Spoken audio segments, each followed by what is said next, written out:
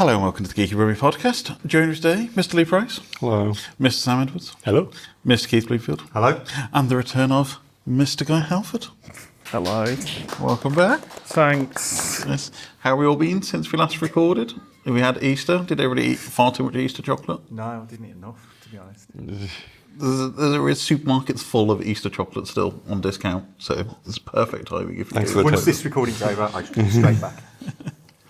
But yes, so since we've been off air, we've been around the moon as a humanity, as a species. We've been back around the moon. We've been around the We've moon. been around the moon, yes. I missed this part. Right. Yes, humanity is a species, so we can claim some credit for that as well. Yeah. But yeah, being around the moon, other things have happened. But coming up today, we'll be catching up with Guy and see what he's been up to since he left the show. We'll be talking about why it's rubbish, an old classic feature. I have some weird news as well, bringing back a feature from the past. And we've got two of our 2016 look-backs looking at some of the film and games that came out back when the podcast started in 2016. But we'll see you after this.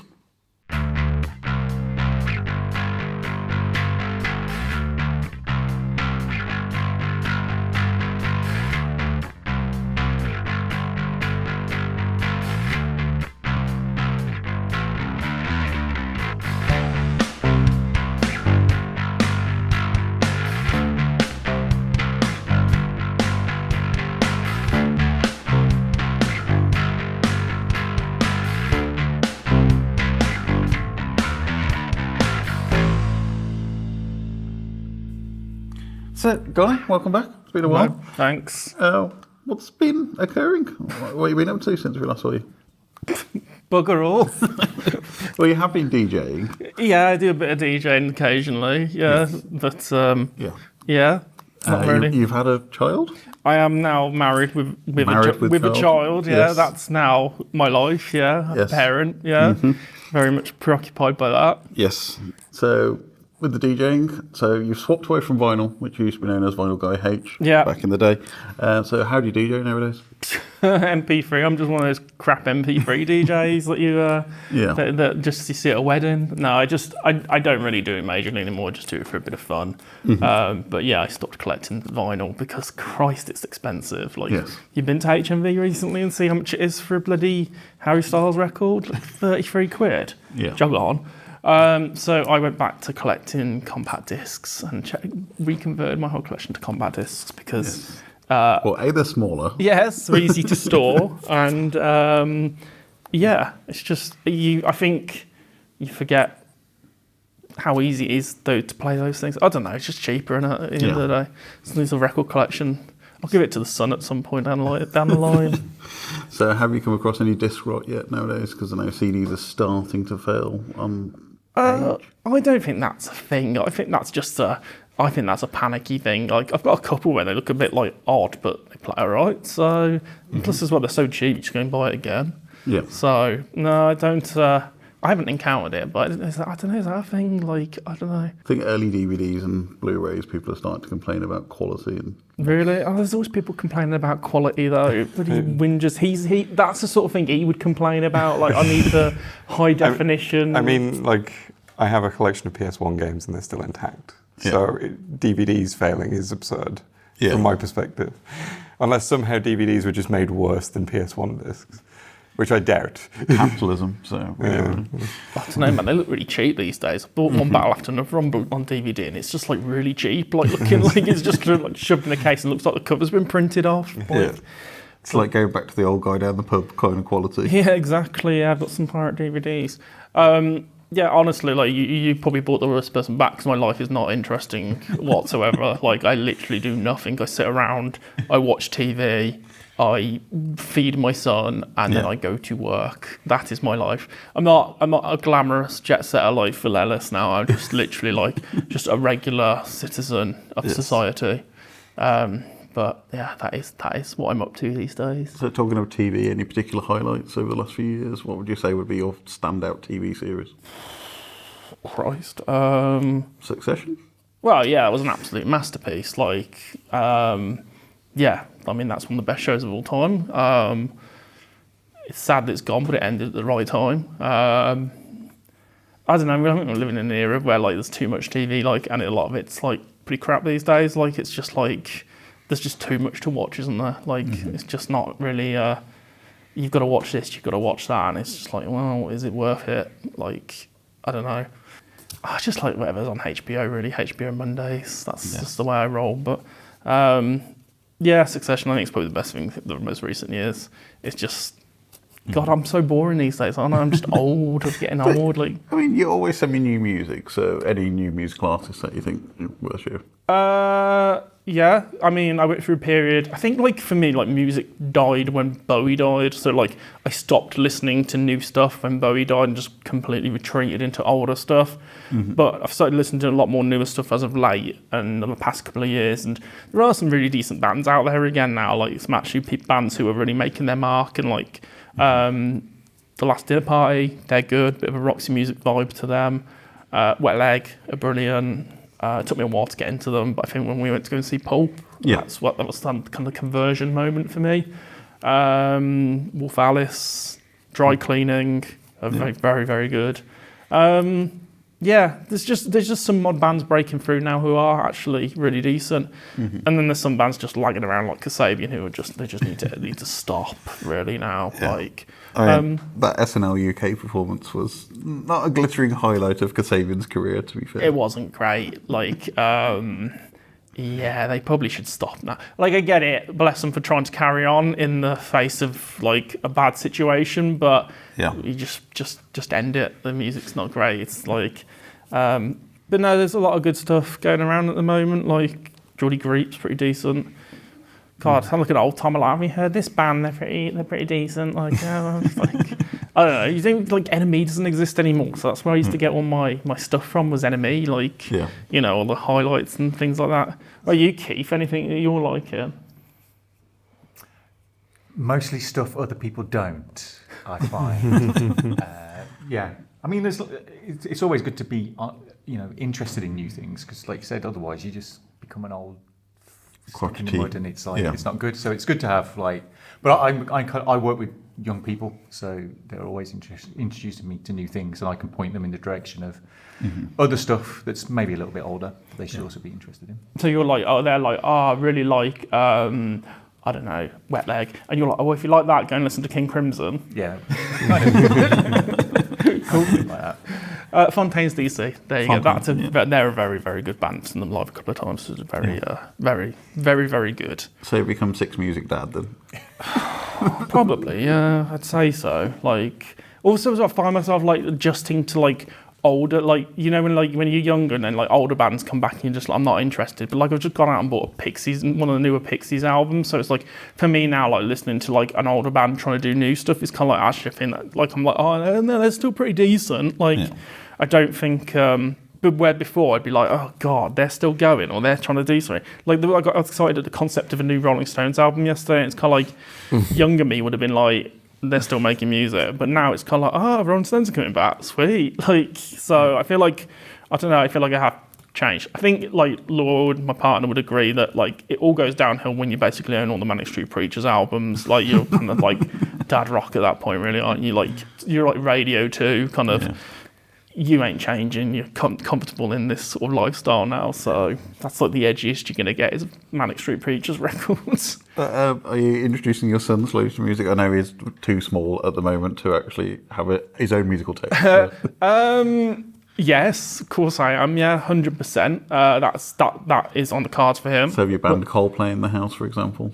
First 4 Coldplay albums, okay. Anything after that, no, we're not going that far. Not when they started doing that glow up, light up, like whatever crap at their gigs. But yeah, there will be introductions to certain types of music. He's weird though, he really likes Tom Waits. Like he loves Tom Waits. Like it's so odd. Like Laura was watching The Wire during maternity leave and like the theme tune is way down the hole. And every time he hears that song, he stops crying, stops having a stress, stops having a fit. So he's like literally, anytime he's having a fit, put Tom Waits on, sorted. Which I'm happy about because I love Tom Waits, but it's so odd. So odd that like a baby would like, I don't know. Gravelly voice. Yeah, voice like, it's odd. It's cute, but yeah, it's odd. But must have his dad's good music taste, they say. Mm-hmm. Well, there's this like been good for your 10-minute segment, like my boring life these days. Yeah, Right. I'm not that interested in these days. So. Well, are you looking to get back into more DJing possibly, or? Probably not. No. Yeah, but, I did someone's wedding and it it was a bit of a disaster. But no, I'm not really gonna. No, I don't think that's for. It's a lot of effort. Like I just don't like doing much these days. Mm-hmm. Like my ideal day is just to get up and try to just sit around. Bit of PlayStation, maybe. Yeah, a bit of PlayStation, and then maybe a nap in the afternoon, and then just watch a film or TV later on. That's have a pizza. Job done. That's a kind of satisfied day for me these days. I don't need to be rich and famous. I just need to have a bit of easiness. So what's on the PlayStation of choice at the moment? Assassin's Creed Syndicate, because I had literally haven't had a chance to play a game in months with newborn child. But yeah, it's all right. Never played one before. Kind of like it. Yeah, it's okay. Yep. So if anybody wants to find your musical recommendations on social media, do you still post anywhere? Not really. Okay, then. No, I don't go on. I don't use Twitter anymore because it's a cesspit. I don't go on Instagram anymore because it's rubbish, and I can't be bothered with Facebook. So if you want my musical recommendations, go and find stuff. Just go and listen to things. Like go to a cheap record shop and buy a bundle of CDs and just dig in and see what you like. Mm-hmm. Yeah, that's my musical recommendation. Cool. Yeah. I think there's always an opportunity to go and find something new, something you don't like, that you've never tried before. Exactly. You're going to try and link all to my social medias now, and they're just not been used in like absolutely ages. I think I've got a picture from Cudi as my Twitter picture or something like that, and a picture of like a desk as my Facebook picture. So yeah, don't follow me on social media. I'm of no interest to anybody. Well, thanks for coming back. That's all right.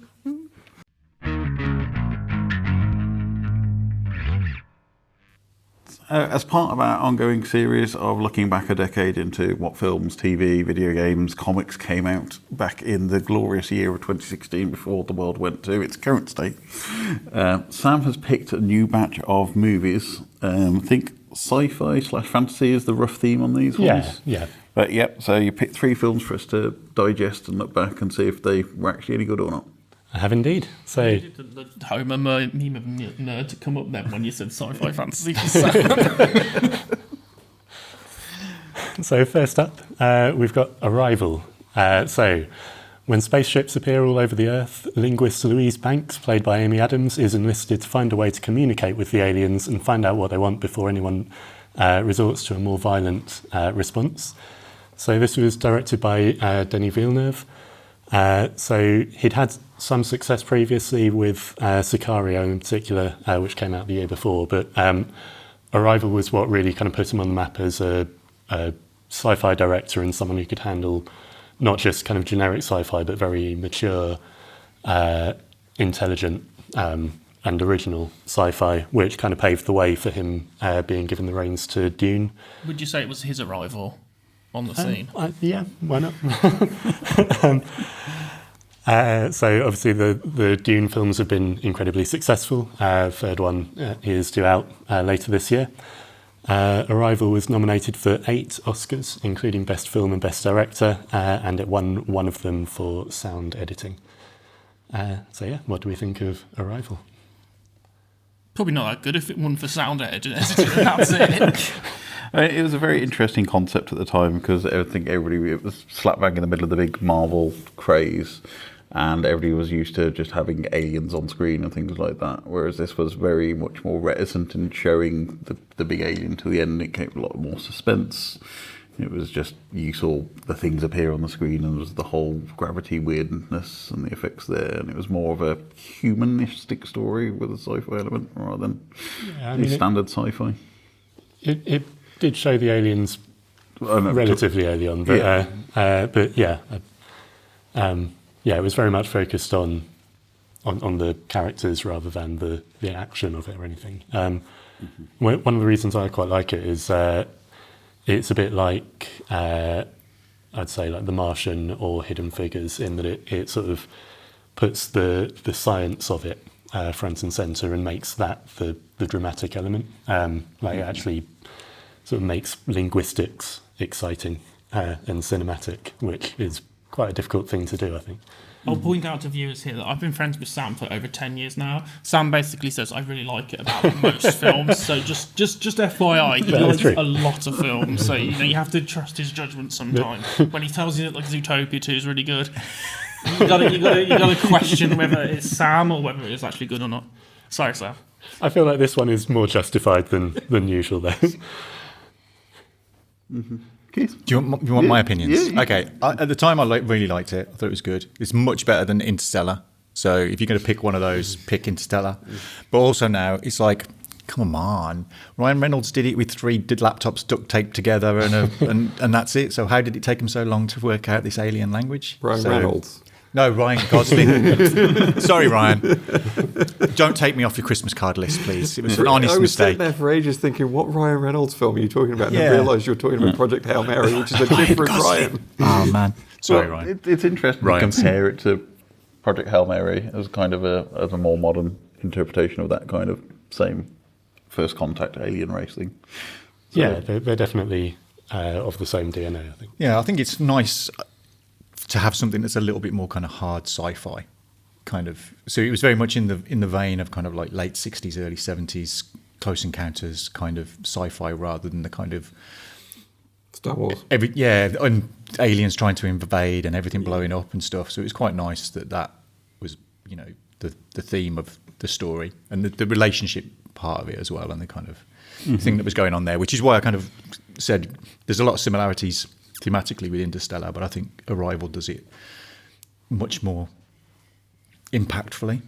Yeah. Do you think that a new Spielberg nonsense will be like on par with it, with like Blunt doing the clicking or whatever? The Disclosure Day, I don't know. I don't really know enough about it to kind It of looks a bit nonsense. think whether I think the problem with that is everybody's banging on about how it's kind of like a spiritual sequel to Close Encounters or E.T. And I kind of think, well, I think that's doing it a disservice, because if it isn't, then you can't really compare the two.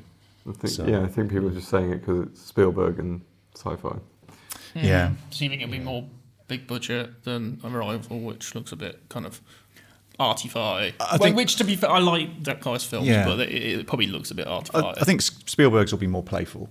But again, I think Villeneuve needs to up his game a little bit, because I've kind of found the Dunes to be a little not bit enough for you. Well, they've become a little bit kind of like, yeah, we know what we're getting, and it's not really that exciting. And the trailer for the latest one is kind of like, I'm interested for Dune Messiah because it is the start of Frank Herbert's dalliance with losing touch with reality a little bit. So the book does swerve into some interesting territory rather than the Dune original book being a bit more your standard kind of sci-fi novel. So I think Dune Messiah is going to be a bit of a litmus point, I think. Yeah, I think the other thing with Arrival is as well that is because there's Contact from probably 20 years before with Jodie Foster, which again is thematically similar, and I think that's can't remember the director of that. I think it's somebody fairly. It's a Chris Columbus or somebody like that. But again, I'd watch Contact more than I'd watch Arrival. I can watch Arrival again, but kind of like there's not enough in it to kind of warrant multiple rewatches. I'm not like a super fan of it. It's fine. I think that's the problem. Yeah, it's good. It's just fine. Wasn't there one with John Travolta in as well? Phenomenal or something like that. That was the time jumping. That's one. Battlefield Earth, guy. Don't talk about that. Forrest Whitaker was in both of these films, to be fair, so there is crossover there. But yeah, Leigh, do you have any strong opinion? I've never seen it. So it's one of those films where I hear a lot about it, and I'm just like, I should probably watch that at some point, and just never get around to it. So I think you should watch it over Interstellar if you have the opportunity. I don't really know a lot about Interstellar, and so therefore it's not really on my radar. But Arrival is one that I keep hearing about, and I'm like, oh yeah, I should probably watch that. Did you arrive at that decision whilst you were listening to Sam talk? Cool. So, shall we move on to the next film? Yeah. So next up, we've got Fantastic Beasts and Where to Find Them. So this was based on a novelty wizarding textbook that was released for comic relief. Says it all brilliant. Wow. So it's the first in a series of spin-offs from the Harry Potter films set around 70 years before the main series. So the plot follows Newt Scamander, played by Eddie Redmayne, a British wizard who arrives in New York and accidentally releases several magical creatures that he'd been keeping in a pocket dimension in his suitcase. Yeah, it's pain.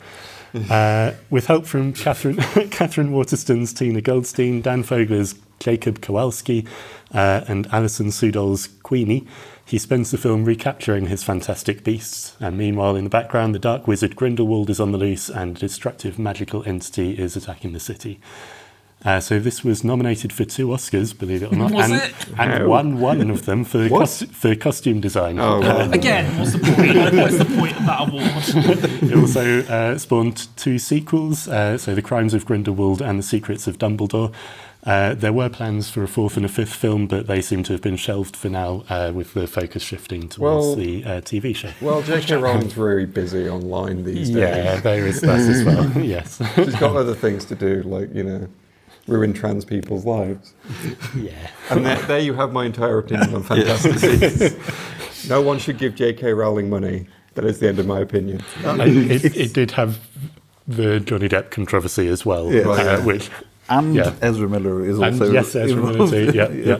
Didn't really swerve those balls very well, did it? It had some pretty bad luck in that respect. But as a series, I don't think it needed to exist. No. There is no source material apart from, as you said, a pamphlet which was written for comic relief. Yeah, they kind of, with the Grindelwald storyline, they kind of merged it into some of the backstory that was kind of referenced in the Harry Potter films, but it was very much kind of even more so than things like the Rings of Power series for Lord of the Rings did. It was sort of taking little bits of references from the books and trying to convert those into more of a plot. But yeah, I think the first one was fun. It did the job it needed to. What was the job apart from give Warner Brothers more money for Harry Potter? That was the entire concept of these 3 films. I'm glad Warner Brothers have finally kicked themselves up the butt and realised actually let's put out some decent films like last year, like One Battle, Weapons, Sinners, and not put out this trash every year. I'm glad they've kind of had a change because. It's the franchising thing of everything. You can't just have a film now. It's got to have so much spin-off media attached to it if it's any kind of notable franchise.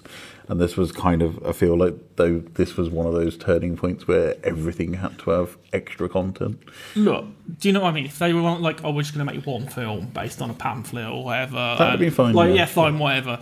Hands down, will say that the second film is the worst film I've seen in my entire life. I felt so miserable in the cinema watching that film. Like, literally, I hated myself for going to see it. I hated everybody who made it. I hated myself for going to see it. I hate the people at the cinema who gave me the ticket to go and see it. I hate the people who were sat near me in it. I hate anybody who had involvement with my unpleasant viewing of that film because, honestly, I've never seen such a piece of trash. An unnecessary 2.5 hours of my life I'll never get back. I'll never get that time back. And I could have done so much good stuff in that time.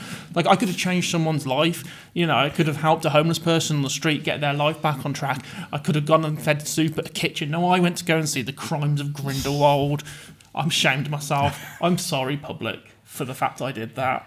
Well, it just gives you with the box office receipt. So the 3 films, 575 million, 1.8 billion pounds in return. But most of that was made on the first film. And the last film made double its budget back. I think it was like 200 and got 400 million back. So what is the last film? Like, what is there? The Secrets. Was it The Secret of Dumbledore? Secrets of Dumbledore. Yeah.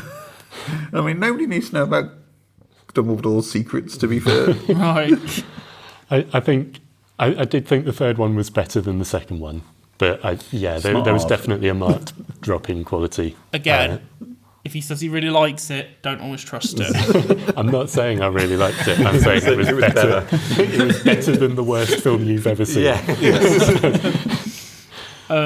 What's your opinion of this new HBO Pound Shop remake that's come in? I will keep an open mind until I've seen it. No one should give J.K. Rowling any money. Well, that as well. But I think there's bits from the book that obviously they weren't able to get into the film that they will be able to do with the longer screen time with a TV show. But do we need them? Do we need those bits?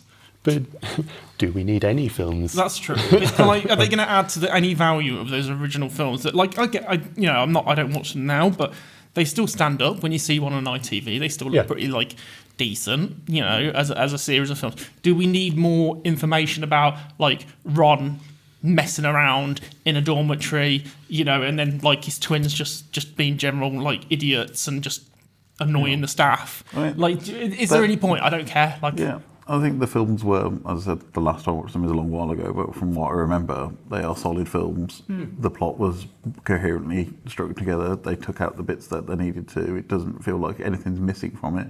It's a nice cohesive story across, 7 films? Why bother remaking it unless it's more money? No, J.K. Rowling wants more money to hurt more trans people. That's what it is. And there's like a load of backlash about all the cast and stuff like that. It's not even that. It just looks cheap. It just looks shoddy. They could have done something interesting with it, and they've just not. It's just pretty much retelling the same story. It looks the same. Like, yeah. It's an adaptation of a book. They can't, like, if they'd been too interesting with it, then the fans of the books will have kicked off. But they could have done something interesting with the costuming. They could have done something interesting with the design, the style. They didn't have to just. Well, the films looked quite nice. Let's just copy exactly what's in the film. But again, it's all very clearly described in the books. They look the same because they're adapting the same material. Mm-hmm. Anyway, Sam, that film was not a good film of 2016. It was a bad film. Keith, you've not interjected yet on Fantastic. No, I've kept my powder dry while we've been talking about this. I mean, at the time, in 2016, there was clearly a hunger for more kind of stuff set in the world of Harry Potter. My kids were still quite young. We went, we enjoyed it. It was a cute movie. They liked the creatures, you know, all of that kind of stuff appealed to the audience they were looking to appeal to. They tried to kind of age it up, although Jude Law in the following ones, that's a look. So we're going to allow that to go through. And again, it serviced what the fans were clamouring for at the time. You know, they weren't getting new Harry Potter. Movies. But they didn't know that until they went and saw it. I mean, they made 3, so it must have done well enough to do it. And then the thing with the HBO show is that it doesn't matter because that money's already gone to JK. You're already subscribed to watch The Pit or Succession or whatever it is. So what are you going to do? You know, so it'll be there. You watch it, you don't watch it. It's a bit of a kind of thing that is like saying like if I don't watch it, I'm not giving J.K. Rowling money. But she's already had it anyway. So yeah, but also like by watching it, you are kind of encouraging them to do more Harry Potter stuff. But people slow down as they go past car crashes. Yeah. So regardless of what people's vitriolic stuff is online, I know people are they're gonna watch because they want to go and then they're gonna go and hate watch it and they're gonna go and moan about it and they're gonna go and say loads of things. And so it's kind of like also you do have the Harry Potter adults who refuse to read any other books, but or watch any other films. Yeah, but it did what it did at the time, and I think in hindsight is a beautiful thing, and I think at the time people went, they enjoyed it and they watched it. It was a big hit. It was that glorious time before people realised that her brain was slowly being eaten by black mold. Yeah. So, you know, in 2016, it was a perfectly serviceable film that people thought this is cool. It's a period Harry Potter. Yeah. So it did what it needed to do at the time. So you mentioned vitriol online there, which I think is quite a nice segue into the final film. That's why I'm here, folks. We've got the final pick is the 2016 Ghostbusters film. So in this remake of the 1984 classic, Erin Gilbert, played by Kristen Wiig, Abby Yates, played by Melissa McCarthy, Gillian Holtzman, played by Kate McKinnon, and Patty Tolan, played by Leslie Jones, form a new band of Ghostbusters just as an army of spirits is invading Manhattan. So this was directed by Paul Feig and also starred Chris Hemsworth as a sort of airheaded receptionist. But it's remembered less for the film itself and probably more for the polarising reception it got from the public.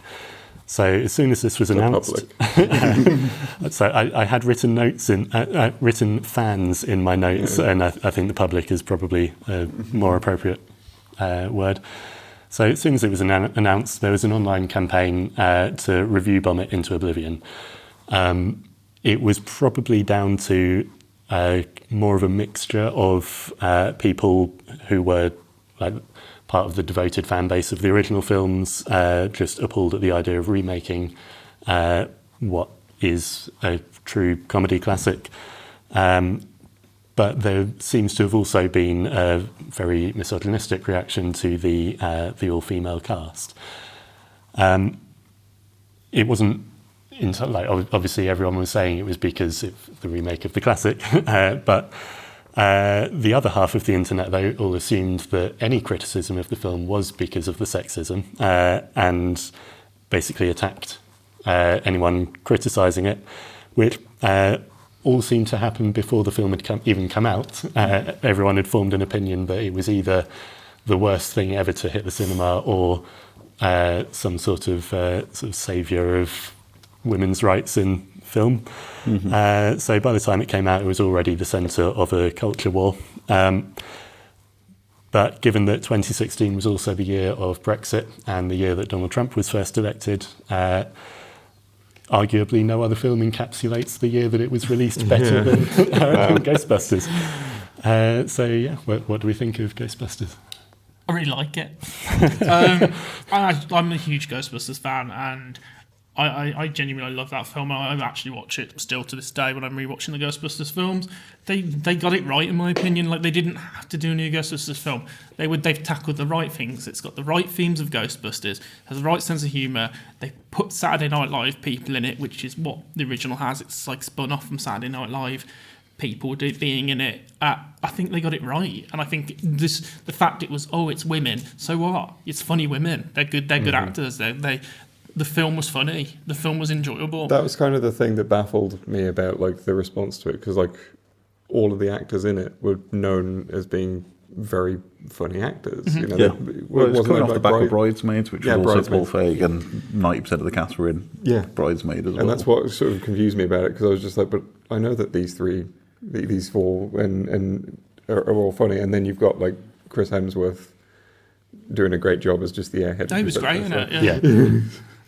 Yeah, it's a shame that a lot of people didn't give it the chance it deserved, because I feel like they probably should have got a sequel, and and it didn't need to be connected to the old Ghostbusters films. It just was. I think that was the problem though, because they pandered to try and capture the old audience back, and that was the issue with where it stood up, because trying to attach it back to the original franchise just then makes it not stand on its own. But it had the style of the original Ghostbusters films. It had like the vibe of it, and it's kind of like, well, they got that. That means they got it right. Like, I went into watching it thinking, this feels like a Ghostbusters film. It just hasn't got like Bill Murray, Dan Aykroyd in it. But it's like, okay, fine. Well, it does. Well, it does. And that's I think that's what the problem is with it, because they're trying to tangentially reattach it back to the old films, whereas it could just be alternate universe. It's fine. But the counter argument to that, though, is Ghostbusters Afterlife put way more effort to connect it to the original ones, and didn't have anywhere near as much backlash as the 2016 film. No, because you got your original generation of Ghostbusters fans who, as people get older, they tend to lean towards the right, unfortunately, and they are sacrosanct. And we've seen it with Star Trek, we've seen it with Star Wars, and it's not my series, it's not my Doctor Who, it's not my Star Trek, it's not my Star Wars. Like, they still exist. Go and watch that. Nobody is stopping you from watching that. But I mean, if the reason for the backlash against the 2016 film was their attempts to connect it to the original films, then that backlash should have been just as, or if not more, applied to Afterlife. But the fact that it wasn't suggests that there probably was more to it than that. The misogyny, I think it does come to... The main thing I'm thinking of is like an old Vine that existed around the time it was making fun of this, where it was basically a guy going, 4 female Ghostbusters, they're going to ruin everything. And then it just like, you hear him sing I'm an Adult Virgin to the tune of Ghostbusters. And then that's the entire vibe. I mean, I don't particularly like the movie that much. It's fine. It's not. The humour misses quite a lot for me. I think it was trying to be too much of a comedy movie, whereas the first film has comedic elements, but it is a sci-fi film with comedic elements overlaid, whereas this is a comedy film with sci-fi elements overlaid, and I think that's my problem with it, because it doesn't fit that way around. It's more, we've written this for the sketches and for the jokes rather than for the actual plot of the film. So that's my particular problem with it. But I don't think it deserved the vitriol, the backlash, the cancellation of the sequel, and nothing like that. It was just, it wasn't for me, and that's fine.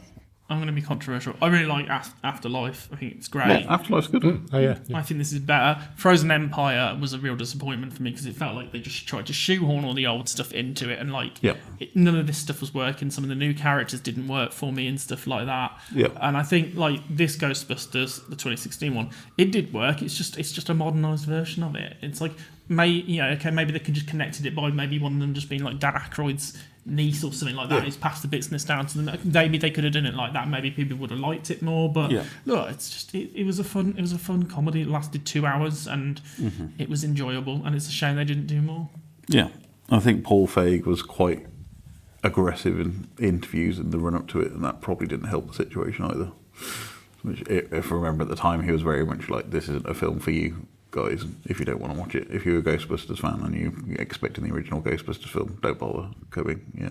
I kind of get it though. If you're making something and you're getting insulted before you've even put it out there, you probably do get annoyed and you're just like, I can't be bothered. Like, I can't be bothered to promote this because everybody's just going to hate it anyway. Especially considering the kinds of hate it was getting. I can see him just saying like, "Well, don't go see it," is a perfectly valid response because they almost certainly didn't see it. Most of the loudest vocal critics, because again, I see them pop up in video game circles all the time. Yeah. And what becomes increasingly obvious the more you listen to them is they don't actually play anything that they complain about. So they almost certainly didn't watch this film either. Yeah. So, but there was a Ghostbusters video game which came out at the same time, roughly, which had the original voice, well, most of the original cast back. It came out 2009, so it was a good few years before. Yeah. But that was a pretty good game. It was basically Ghostbusters 3. Yeah. So I think that didn't help the situation as well. It was like there's already been a kind of Ghostbusters 3 as a video game. But the thing is, they were able to make like the Ghostbusters look young and have it set in the 80s in a video game where they couldn't do that in a movie. Let's not remember as well that Ghostbusters 2 isn't that great. No. It's okay. Like Ghostbusters 1 is brilliant. Ghostbusters 2 is you watch it because you're in a Ghostbusters mood because you watched the first one, but then you come out at the end of it and you're kind of like, yeah, it's all right. You're slandering Vigo the Carpathian. It's just not as good. I say 2016's Ghostbusters is better than Ghostbusters 2. Personally, like I love Ghostbusters, but Ghostbusters 2 just feels like was that needed at the time? Did we need that? That felt very much like this is production studio forcing them to go back and do another film. Exactly. So, like, you could just left the first one as a classic, but now there's a sequel which is just kind of subpar. Yeah. Keith, do you agree? In general, I like this 2016 Ghostbusters. I think it's fun. Kirsten Wiig is Fox. Kate McKinnon is crazy. Melissa McCarthy is phenomenal. I think as a core group of actors, I think they're better than Aykroyd and the rest of them in terms of the performance, the comedic performance that came out. I like what they do with the proton streams going beyond the screen and everything. So there's a lot of cool stuff. I think in general, creation of new weapons, the different proton packs, there was a lot of interesting stuff going on. It didn't follow the same story beats as the original film. There are elements of it, the haunted house, meeting the ghost for the first time, nobody believing you, all that kind of stuff. That's fair. But I mean, I think we all kid ourselves that the first Ghostbusters is elevated. It's a fun movie, a cool concept. We're riding on the Dan Aykroyds and the Bill Murrays in that film. Yeah. They're driving that movie. Gremlins, which came out at the same time in the UK, is far superior, in my opinion, in terms of what was the better of those movies at the time. Ghostbusters 2, that's okay. It's got Bobby Brown on the soundtrack, which is no Ray Parker Jr. And I think Afterlife panders much more to kind of the history of it, and it's perfectly serviceable. I don't think either of those two are classics in any way, shape, or form. They're fun movies. I like the Ghostbusters concept. It's a cool kind of thing. But I really enjoyed this 2016. I think there was a lot of energy. It had a lot of verve and a lot of kind of it carries you through the movie. The performances are great. There's a lot of energy going into it, and I think it's in some ways superior to the original Ghostbusters. But it carries too much weight and too much expectation that people have heard about it and kind of do all the rest of it, and then they kind of tried to change the name, so they had it as Ghostbusters Answer the Call and all of that kind of stuff, and then they had like a Fall Out Boy music video and all the rest of it. But I enjoy it. I'll watch it again. You know, when it's on TV, I own the DVDs, Blu-rays of it. There's a lot of cool stuff in it. And I really enjoy it. If my only criticism is you shouldn't have tried to reboot the original film. You should have tried to do something different. Having like the Stay Puft Marshmallow Man back in it, and things like that. So we've already had these beats in the movie. You don't need to add those. Could have been something completely different, and I think it would have been a better film for it, rather than trying to pander back to the original movie as much as it was. I guess that was just a reference, though. He's only a balloon in it. But it's like, you know, everybody's short of ideas in all things at the moment. You know, everything's a remake or a reboot or whatever it is. I mean, they're bringing back Highlander. Oh my, what are you even thinking? And it's just because Henry Cavill wants to do it. Well, if we're talking about terrible sequels, Highlander 2. Yeah. Let's not go there. I have opinions, so we'll save that for another episode. But you know, we've had 10 flipping Fast and Furious movies. Well, they're in space now, Keith. That's just driving cars around. How interesting is that?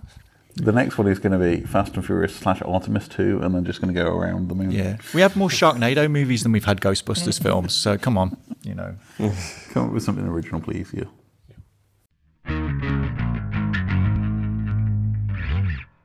Longer term listeners to this show and watchers of the show might remember a feature we used to have quite some time back, which was Weird News, where I would take some of the more interesting news stories that you don't get reported about in the wider press, and try and work out why these are a thing.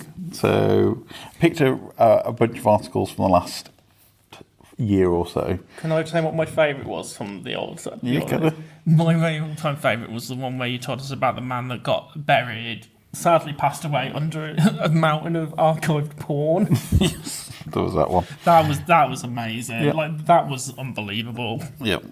But yes, so I picked 5 news stories from the last 12 months, and we can pick a couple to discuss about. So I'll give you the headlines, and then we can choose which ones we want to talk about. So the first headline from Yorkshire Live: Lollipop man banned from giving children high fives because it upsets the drivers.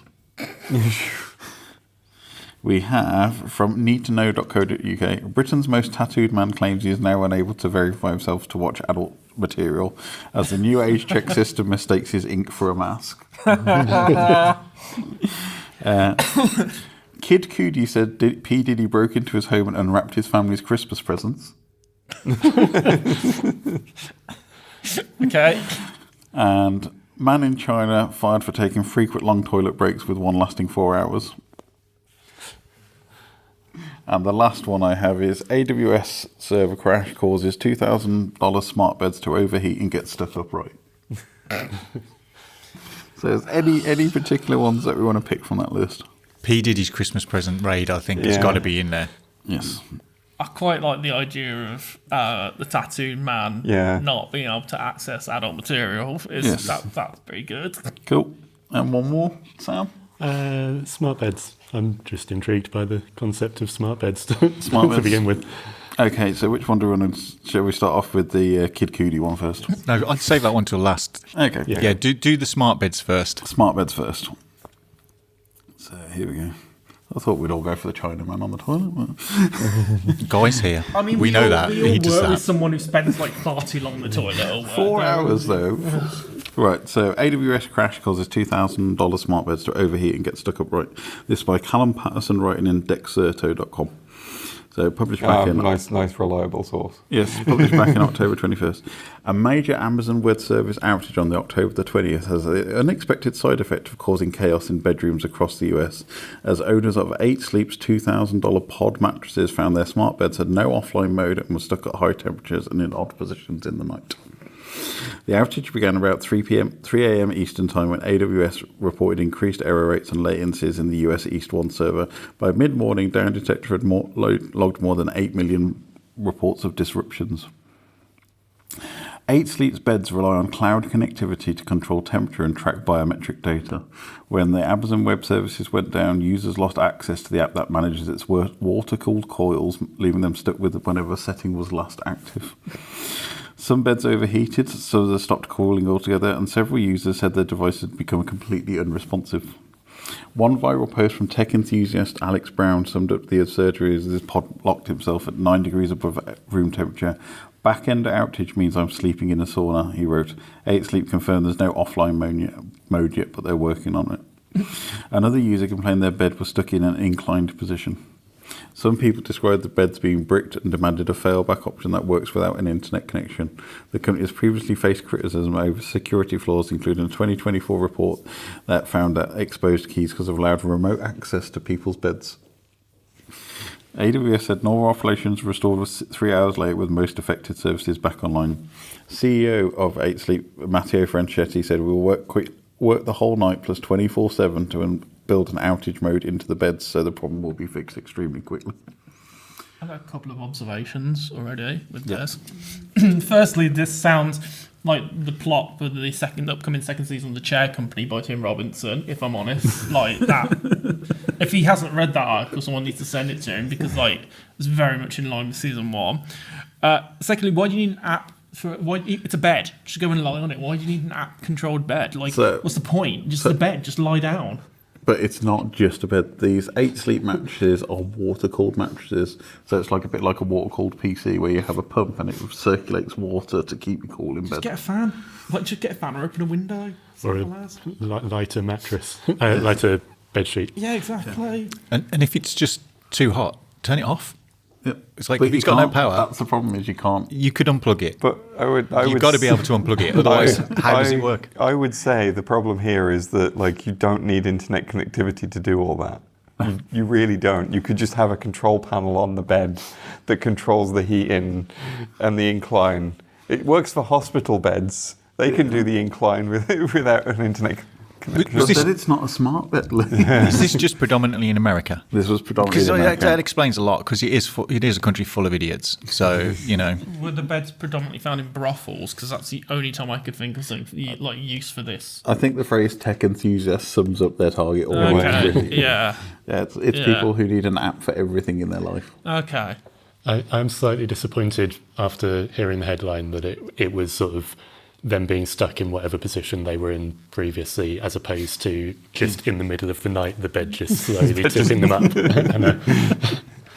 I think it should have been more like the Wallace and Gromit bed, and that would have been a problem then. It's like you're in bed and it froze you out of the bed completely. I mean, that would have been, complain about that. Yeah. I think that's fair. But if it's just kind of like, it's slightly raised.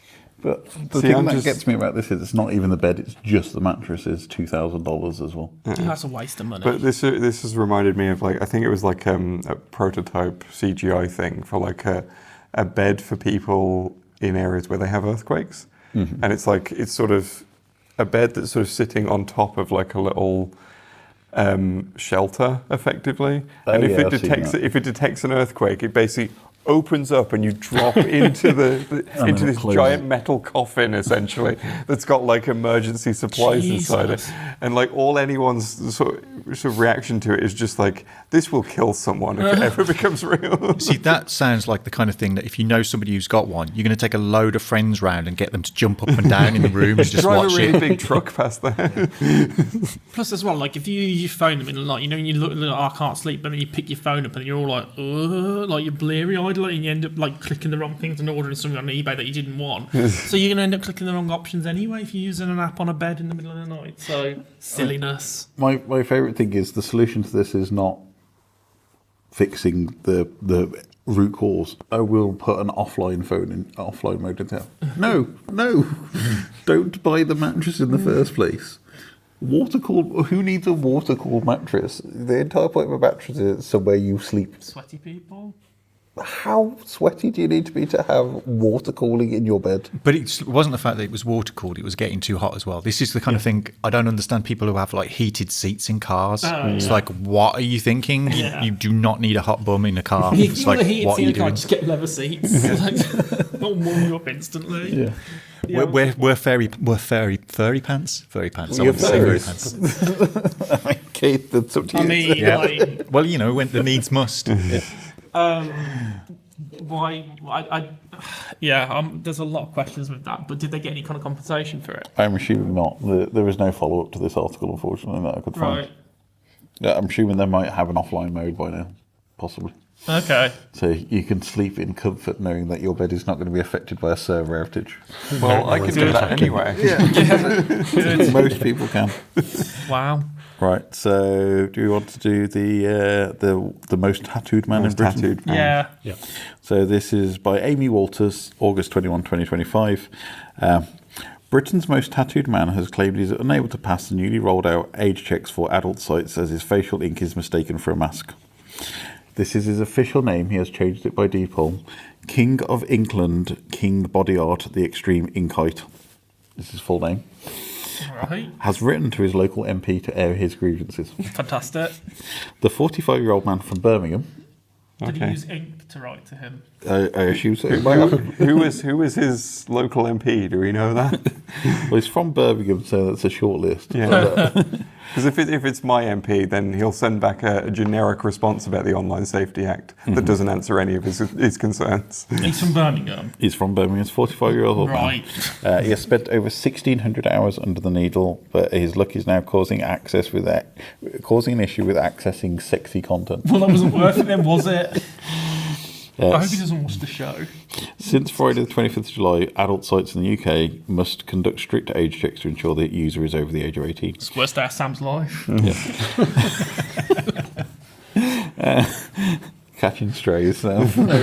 I'm not sure what the point that's being made there is. Are you saying that I'm under 18? This includes supplying a credit card and photo ID that matches the selfie. For King of England, which is his first name. Or is it all one word? No, it's all separate words. So he's got a 4-word Then his first name is King. No, his first name is King of England. No. His surname is King Body Art, the Extreme Inkite. I don't care what he says. If there's a space, that's his first name. For King of England, this is particularly tricky as the system believes he is wearing a mask, but it's actually his tattooed covered face. It keeps asking me to remove my face, the entrepreneur told need to know. Entrepreneur. It's just all stacking up in it for this guy. Yeah. I can't just do a Nicolas Cage or a John Travolta like in Face Off. Because that's a believable, accurate, scientific way that, people can remove a face. Yes. All this proves that technology and AI are discriminatory and not set up for people with facial tattoos. He does know about VPNs, right? Yeah, I was just going to say, Leigh, if you are King of England and you're watching or you know them, we'll put some links to some free VPNs in the show notes. Sorted. The King of England, who is now considering using a VPN. Yeah, there we go. Why is he considering it? Why isn't he just using it? Yeah. It's like, I'm gonna not use the thing that gets me past this. Like every 15-year-old in the country has already figured out, like 2 seconds if I could after use it. a VPN to access Blue Sky DMs, Yes. then I think he can figure out it. Was attempting to access a live webcam site when the issue arose. At the moment, he feels stuck with no clear solution apart from getting a VPN. Yeah, the VPN is the obvious. Right, so I've got one solution for him. Is that in the time it took him to write the letter to the local MP, he could have popped down the local newsagents and bought himself a fun mag to have a go with. Do they still sell those? Is that still a thing? Like, I think they must still sell them. Yeah. You don't find them in bushes anymore. God, do you what? That's the thing. Kids will never know. Kids will never the know. joy of being on a paper round. You dump in your papers, and then there's a porno left in the bushes. And I'm sure people like Bend Over still sell DVDs and stuff. So, I mean, there's ways and means. It's like, When you're walking home from school with all your friends, oh my God, there's a porno on the floor. The trash bag full of like Razzles and Fiestas. Oh God, do you remember that when I moved into that address, and then me and you were trying to have to fish a bag of someone's used porn videos out of barbecue? Do you know what? When I left that house, they were like, the garden was not as you left it. And I sent them the video, and I was sort of like, no, actually, it's in better condition because I removed the porn from the garden. Thank you. And I sent the video of you running away from it. I didn't want to touch that. You were waving it at me. I like the way you described it as used. It's like, It was in a black carrier bag. Yeah, in a barbecue. In a barbecue. He said, I feel like I'm being punished for being me. No matter how different or alternative you look, there is no place for discrimination, especially from technology. Well, there's definitely some punishment going on. you see, this fella made the news with his story about this. Why didn't you guys make the news with your trash bag of porn in a barbecue? Can I just finish this? As he says he can't access the content he wants to right now, King of England has turned to a few friends in the industry to get his sexy fix. He has friends in the industry. I'm used to having my ID declined sometimes because of my legal name and my tattoos, but constantly being asked to remove my mask is frustrating. This is who I am. Why is it trying to change me? And that's the end of the article. So basically, he's seeking adult services. Yeah. Fair play. But he already has friends in the industry, so I'm sure he can get some content supplied to him in whatever I'm sure there's some sort of like, I don't know how it would work for the porn industry, but like I'm sure there's some sort of press release thing that they could do. Yeah. Maybe release is probably not the best word to use in this context, but you know. Maybe if he changes his search criteria and changes it to prawn instead, then maybe he might find some stuff. Anime boobies or something. Yeah, exactly. Go for the full 12-year-old search. I feel like he's not putting a lot of effort into look at the ways and means he can get around this. I think he just wants an easy fix. And do you know what? I think his MP's not going to come back with a solid solution to this. Just get a VPN. There's your solution. No, do you know what he's getting? You know, he's seeing those things online where people buying those like really weirdly realistic masks to do stuff, and then they keep like wearing them, like I don't know, like Paul McCartney mask or something like that, and they're like pretending to be a person. Why doesn't he just do that? Well, there is makeup that you can use that will cover tattoos. So you could just use makeup and cover it all up. But I'm looking forward to the 6-episode Netflix version of this story. I do like the irony that one of the suggestions for getting past a system to prevent people from trying to use a mask to access it is to get a mask. When did it come into effect? July last year. Jesus, he must have blue balls. Right, are we ready for our final news story? Yeah. So this is from Joe.ie, another well-trusted news source. Joe.ie. That's not his name, that's the actual name of the website. So this is an Irish website? Yes. Okay. Kid Cudi says Diddy broke into his home and unwrapped his family's Christmas presents. Published 23rd of May last year by Ava Cudi. The American rapper testified in the Sean Diddy Coombs sex trafficking trial yesterday. Kid Cudi said that Diddy broke into his home and unwrapped his family's Christmas presents. This was during the second week of testimony. He claimed the break-in occurred after Coombs was found he was dating his ex, Cassie Ventura. I've no idea who any of these people are. I know who Cassie Ventura is. She had a couple of R&B hits in the maybe early noughties. Didn't really amount to much. And I believe she was like a major witness in the trial. Yeah. So. Kid Cudi, whose real name is Scott Cudi, reportedly planned to give his family the Christmas present gifts from Chanel, which were unwrapped and opened during the alleged 2011 break-in. Additionally, his dog was shut in the bathroom during the incident. Cudi said he learnt of the break-in in real time. He spent the night with Ventura at Sunset Marquis Hotel. Jurors were told that the rapper that Coombs' trusted assistant, Capricorn Clark, called to say that she was outside Cudi's house whilst Coombs was inside. She was alleged to have told him that Coombs had forced her physically to drive him there. Cudi then recalled telling Coombs over the phone, "Mother, why are you in my house?" as he rushed to his Hollywood Hills home. Cudi's claims Coombs wanted to talk to him. He said, "I'm on my way over right now." And he said, "I'm over here waiting for you." The jury was told that Coombs sounded calm. Cudi said, "I wanted to confront him. I wanted to fight him, but he feared that Coombs might have not been alone." By the time he returned, Coombs was gone. Gifts that I'd bought from my family had been opened, and then my dog was in the bathroom. He added his dog was very jittery.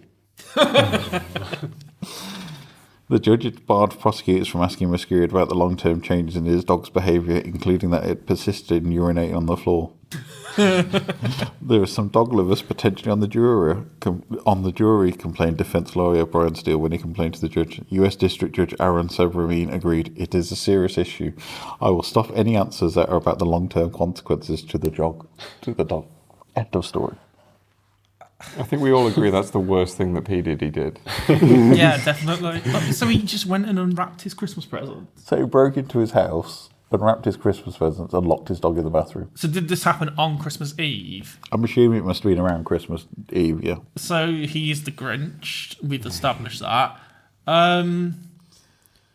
But do you know what though? Like those ones, if they're like gifts from, was it Chanel? Don't they already come like gift wrapped anyway? Like you buy them and they're already kind of like in a wrapped box anyway. So plus as well, you're still getting a gift, aren't you? At the end of the day. Why would you just start opening presents while you're waiting to talk to somebody else? Maybe he was annoyed that somebody didn't buy him a gift. Maybe it's a bit like Jingle All the Way, and he's looking for a Turbo Man doll.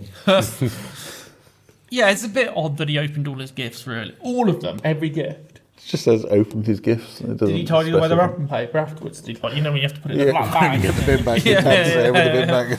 Yeah, he just left it outside afterwards, waiting for the bin men to pick it up in 2 weeks' time. So as someone who's kind of like heard quite a lot of the details of this trial, like I believe like the genuine serious answer is it's supposed to be some sort of power move by P. Diddy. Just like, well, I broke into your house and opened all your Christmas presents. What are you going to do about it? And I'm just like, are you like 13 years old? It is something like it's like the most minor form of possible bullying, apart from the break-in, just opening somebody's presents forward. How did he break in?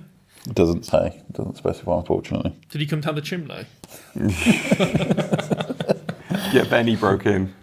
But yes. That is odd, very odd. But yeah, so that is our selection of weird news stories. What's the vibe of the Lollipop Man one, just out of interest? Why did it upset the drivers? This is from Yorkshire Life, 20th of June 2025, written by Wayne Ankers and Charlie Fenford. Wayne Ankers. Wayne Ankers. What would his name be? W Anchors. Shorten it.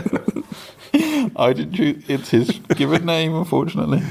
A beloved Lollipop Man has been told he can no longer give high fives to children as they cross the road. Neil Cotton, 57, who assists primary and secondary pupils in Howden near Hull, claims he's been instructed to stop the friendly gesture as it upsets drivers having to wait another 10 seconds. Oh no. Oh no, 10 seconds. Neil, who operates at the bustling junction known locally as Cross Keys Corners, expressed his disappointment, saying, "I do the job for the kids. I love bringing them a little bit of joy and brightening up their day." He added, "I get us a lot of support from the locals. Their kids all love a high five."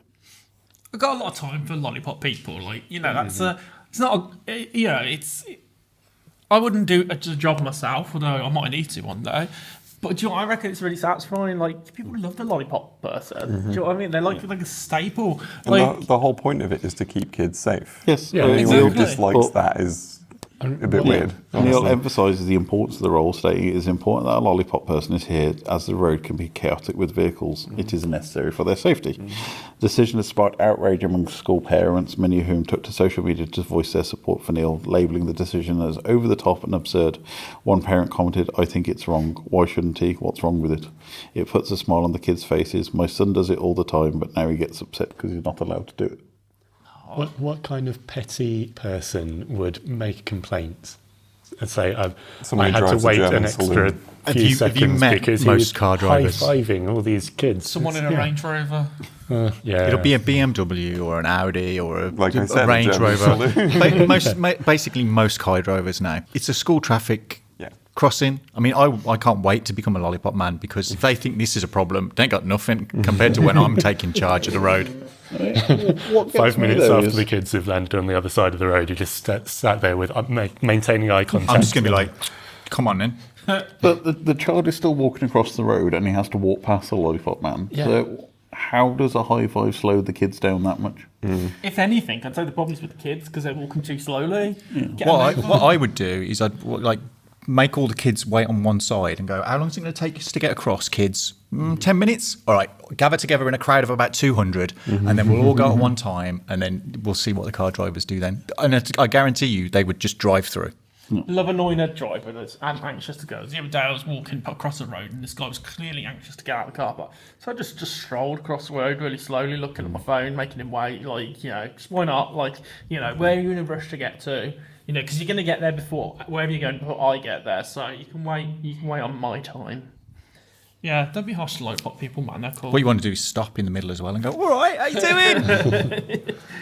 Yeah, Nice weather. That's harsh, man. Like, is it that same guy that's been on like the news recently, like being a Lollipop Man? Like, literally, I saw him like 6 times across 2 days. It's like, yeah, okay. It was a big Like, story. It was he quite a big, recent. Was he a big story? Yeah, it was a quite big story. My mum used to be a Lollipop person back in the day, and she loved that job until they decided to just put a crossing in and replace it with it. I can imagine it's a very satisfying job. Yeah. And also, you're outside, you get the fresh air and stuff. Yeah, it's not so great in the winter, but No, you get to wear a high vis jacket. yeah. And you get to hold a big staff. stick. Big staff. Yeah. Maybe they should start sharpening the end of the staff and just puncturing tyres with it. Yeah. Yeah, good luck getting to work now. See, I thought that ended up being a better story than the P. Diddy one, which is really disappointing, really. It's like, you know, I think Amber Heard did some power moves much more impressively than Allegedly. Allegedly, yes. Notice that I'm not saying allegedly for the P. Diddy's. I mean, it's proven in the court of law, of course. Not really allegedly. But yeah, that was the return of weird news.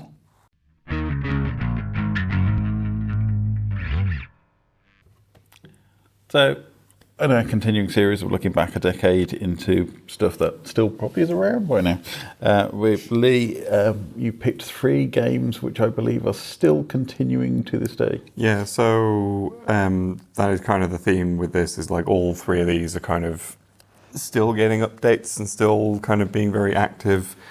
2 of them because they are basically sort of persistent live services, and the third one because it is a project by a single developer who just will not stop. He won't stop, and he says himself it's a problem. But anyway, the first one I decided to pick out is because it's recently had its 10th anniversary. Hitman, or as it's kind of come to be known, Hitman World of Assassination. So this is the sort of rebooted Hitman game that came out in 2016. Obviously the series has been around since 2000. But this was sort of like, I think after a sort of couple of kind of not great entries, like the developers, IO Interactive, just kind of went back to it and like, how can we sort of do this differently? And I think the first game released in episodes. So each of the different maps from the first Hitman originally released as its own separate thing, and then it all sort of came together as a single episode. So of course it's, again, you know, you're playing as Agent 47, professional hitman, and your job is to go and find a target and kill them, preferably without being seen, preferably without anyone else being killed in the process, and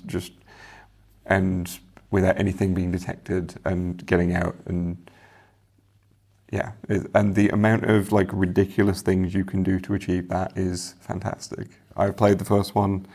I haven't played like the second and the third, which are now kind of combined into one mess that's still getting updates. I think recently, like, you can assist Bruce Lee in taking down a target. You can kill Eminem is another one that recently got added. I think Mila Jovovich has also been added as a target as well. It's gotten quite ridiculous of like how many different targets they've added. But yeah, and naturally Sean Bean was a elusive target at one point, because you know he has to be in everything. It's just so he can be killed off in some capacity.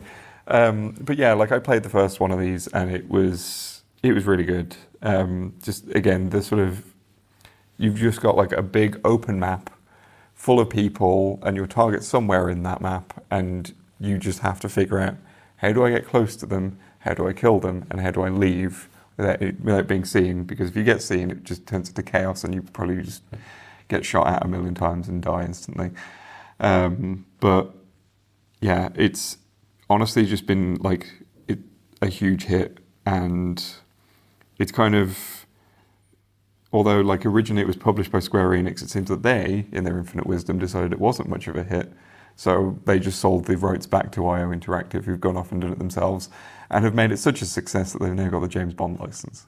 So, but yeah. Is this the one with the auto-targeting briefcase? Yes, it that is. Had lots of meme videos around at the time. So that was so the great thing about the auto-targeting briefcase is it was a mistake. It was a glitch. It wasn't supposed to happen. It was basically, you know, you can target someone, throw a briefcase. The idea was it was supposed to just be normal, like it would head in their direction. If they moved, it was supposed to miss. For some reason, it kept following them. So you'd have the briefcase spinning through the air and turning around corners as then determined to catch up with them. And eventually, and I just decided, yeah, do you know what, that's funny, we'll keep it as it is. So I think it was supposed to be more of a darker tone than the original Hitman games originally. It was supposed to be a bit more slightly realistic. Yeah, but I doubt that entirely, because the amount of goofy stuff that's in the 2016 game alone is... It's high. Like the amount of like jobs that you can have Agent 47 pretend to be Like there's one sequence in one of the levels where you've got to assassinate someone in a band, and you can just pretend to be his drummer, and Agent 47 will go in and he'll just play this really perfect drum set, and you're just like, how do you know how to do this, 47? And even just like in the first one, I think one of the sort of suggested ways of killing your target in the Paris level, which is like a fashion show, is to drop like the lighting rig onto them in the middle of the fashion show and then just walk out in the middle of it. So, you know, they're clearly not being that serious with it. Yeah, I mean, I know they're great sandboxes, so there is usually about 20, 30 different ways that you can kill your target, depending on which method you do, and it's got endless replayability. Yep. But yeah, I think I've dabbled in the franchise, and it's one of those where I get bored pretty quickly, to be fair. I can understand the fascination with it and why people like it so much, but I'm more of a go in, shoot somebody in the head, and then run away. I'm kind of I kind of see it as like just a nice big puzzle box of just, you know, your goal is you've got to take this target out without being seen, and how do I do that? How do I, you know, you're just sort of moving around, piecing together the different elements of it and thinking, oh well, if they go here, I can you know, get behind them in this way and then sneak out. But how do I do that without this person seeing? How do I get, you know? And sometimes it's just chaos as well, which also is a nice benefit of it. So, yeah. Has anybody else played any Hitman? No. It never really appeals to me. It just looks a bit like the character just puts me off for some reason. Like, yeah. A bald man in a suit. Yeah. Yeah, I don't know. It just looks like it looks like it wouldn't. I don't know. I think one of the things about 47 is, yeah, like his design is kind of generic, but I think it ends up with a lot of sometimes unintentional, but sometimes I feel like they are leaning into the comedy of it. Yeah, I've seen him dressed like in a clown outfit. Yeah, he's very straight-laced. He's very like, hi, I'm, you know, he'll give like a fake name or whatever, and he'll say that name. It's like, hi, I'm John Smith. And he'll always talk in that tone, no matter the situation. And sometimes that can be hilarious, considering what's going on. And just the fact that he's so like nondescript, it can work quite well. And again, there's things like the clown outfit. There's also like an outfit where, because he's bald, you can kind of make him look like Pitbull. I mean, fair play to IO Interactive for taking that franchise and running with it. Yeah. Yeah, it seems to be, as I said, it seems to be in its own little niche as well. I don't think there's many other games that I would probably put in the same kind of genre. Yeah, it's kind of standing on its own. I think that's why it's done so well, because it's just doing its own thing and it's doing it really well.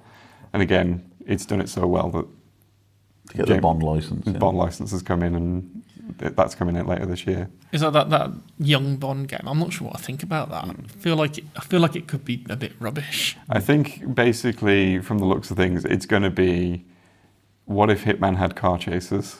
Okay. Which I think is like the main appeal for most people, honestly. As someone who who hasn't really seen much Bond stuff, I'm actually interested in that game just on that on the fact that it's IO. But the fact that they have shown, oh yeah, we're doing car chases and big action sequences as well. So release some quite extended looks at the video game, like full playthrough level, etc. So yeah. Yep. Awesome. So my second game, I actually didn't know came out in 2016 until sort of researching for this, and it's another game about. It's another live service game. It's another one about like sneaking around trying to kill people, but in a very slightly different way. It's Dead by Daylight, which is somehow still going. So this is the asymmetric multiplayer horror game where one person plays a serial killer and you've got 4 other players who are playing as the survivors who are trying to get away from basically not being killed by the end of the night and trying to escape the area. And there's been sort of a lot of these types of games, but I think most of them have done kind of poorly compared to Dead by Daylight, because Dead by Daylight has the thing of like, it's got a lot of original stuff, but it's also brought in a lot of famous horror franchises into the fray, whereas a lot of the other ones in the genre tend to focus on just one horror franchise, so there isn't really much space for them to go. You can't, if you do a Friday the 13th one, you've just got characters from Friday the 13th. You can't really go anywhere with it. Whereas Dead by Daylight can kind of just do whatever it wants. Like if it can't get a license, they just make up a character. And that is still going, and the amount of crossovers it's had is kind of ridiculous. 47, which is quite an appropriate number. Piece of DLC since release. Yeah, so some of them, are, like I said, are original characters, but then you've got characters.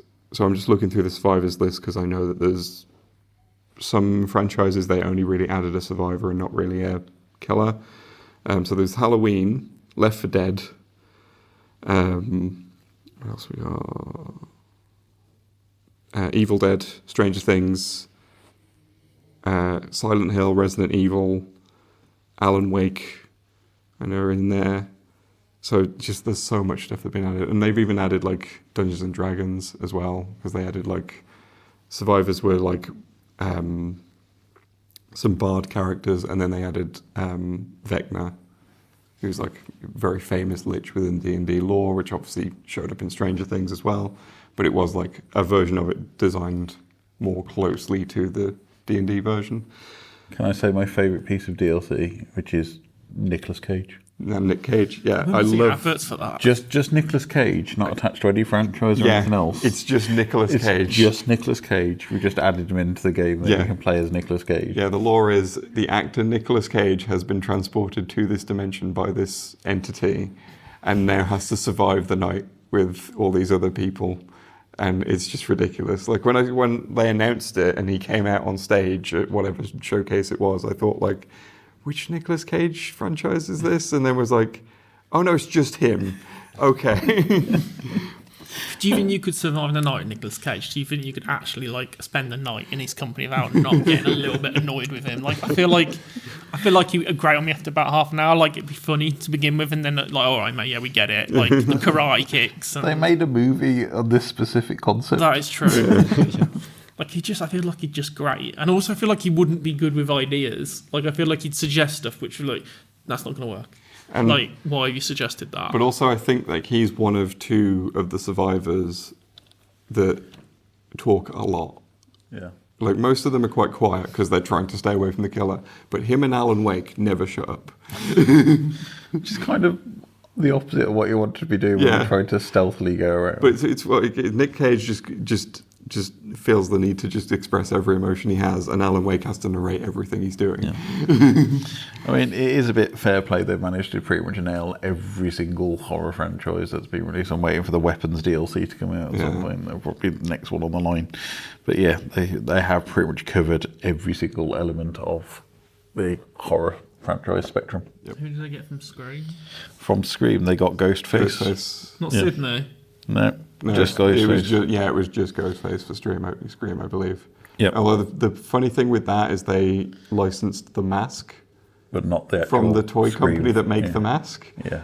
But then, like, not actually license the rest of Scream from... It's just Ghostface, yeah. But yeah, so Halloween's covered as well. Yep. Leatherface. Yep. There's, Nightmare on Elm Street. Ash vs. Evil Dead, as you mentioned. Stranger Things. Silent Hill. Resident Evil. Hellraiser. Nicolas Cage. Alien. Chucky. Alan Wake. Dungeons and Dragons, as you mentioned. Tomb Raider. Castlevania. Tokyo Ghoul. Five Nights at Freddy, The Walking Dead. I think they've also had some Junji Ito stuff as well in there in the past. So there's some franchises that they've added that have been just like cosmetic things for certain characters or whatever, rather than full-fledged characters. They do a pretty good job of like sort of representing the killers as well. Like they tend to draw a lot of like what they can do from the films or games or whatever. Like I know that like the Xenomorph is a killer that you can play as, and one of the unique abilities it has is the ability to like climb through vents, things like that, which is like the only killer can do that. So special shout out as well to my favourite ever spin-off, which is Hooked on You, a Dead by Daylight dating sim. Yes. Where you can date one of the killers. Yes. In a kind of Japanese dating sim romance book style. Yep. I mean, it's lasted surprisingly well, considering. And considering that, like, I think one of the last times I've heard about it, like, most of the people who play this regularly hate this game. So just imagine it's one of those where you have to play forever to work out what kind of works with which character and which is the best strategy. Yeah, and it's one of those things where I think if you're playing it solo as a survivor, because you're having to work in a team of other random people, there's a lot of sort of like, what the hell are you doing? Stop doing that. Stop working on a generator when that guy's chasing you, you know, all this sort of stuff. Stop screaming into the void or wandering around as Nicolas Cage. Yeah. But it's honestly kind of impressive that it's still going. But yeah, I did not realise it was that old. I thought it was a lot more recent. But again, like I said, looking into what games came out in 2016, it's like, oh, Dead by Daylight. And that fits nicely with Hitman. What doesn't quite fit as well with those two franchises is a very different game. But like I said, this one is also still receiving updates, but for a very different reason. This is Stardew Valley, which is still immensely popular. It was originally like a developer who I think just wanted there to be another Harvest Moon and decided, well, I'm going to make my own.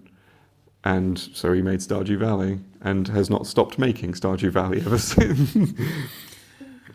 Yeah, it's that weird kind of early 90s pixel art Final Fantasy 3, 4, 5 style, isn't it? So it's simple graphics, but I believe it is an incredibly complex underpinning to it. Yeah. So it is a farming sim. You are sort of running this little farm and interacting with the local townspeople who, as typical with the genre, you can like choose to romance people within there. I think there's also like occasional little dungeon sections as well where you can sort of go into like the caves and the mines and stuff to start like to find resources and things like that. But yeah, it has been hugely popular.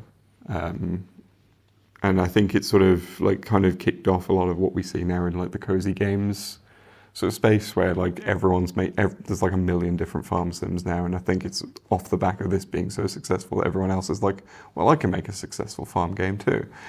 Or, you know, what other job simulator type things that we're going to do that are made with cutesy pixel graphics.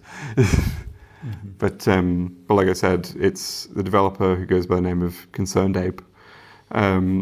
He, by his own admission, is basically a perfectionist and just keeps thinking of things that he wants to add to it, and he just adds more to it constantly, to the point where like he is supposed to be working on another game, and it keeps getting halted because he's like, but what if I added this thing to Stardew Valley?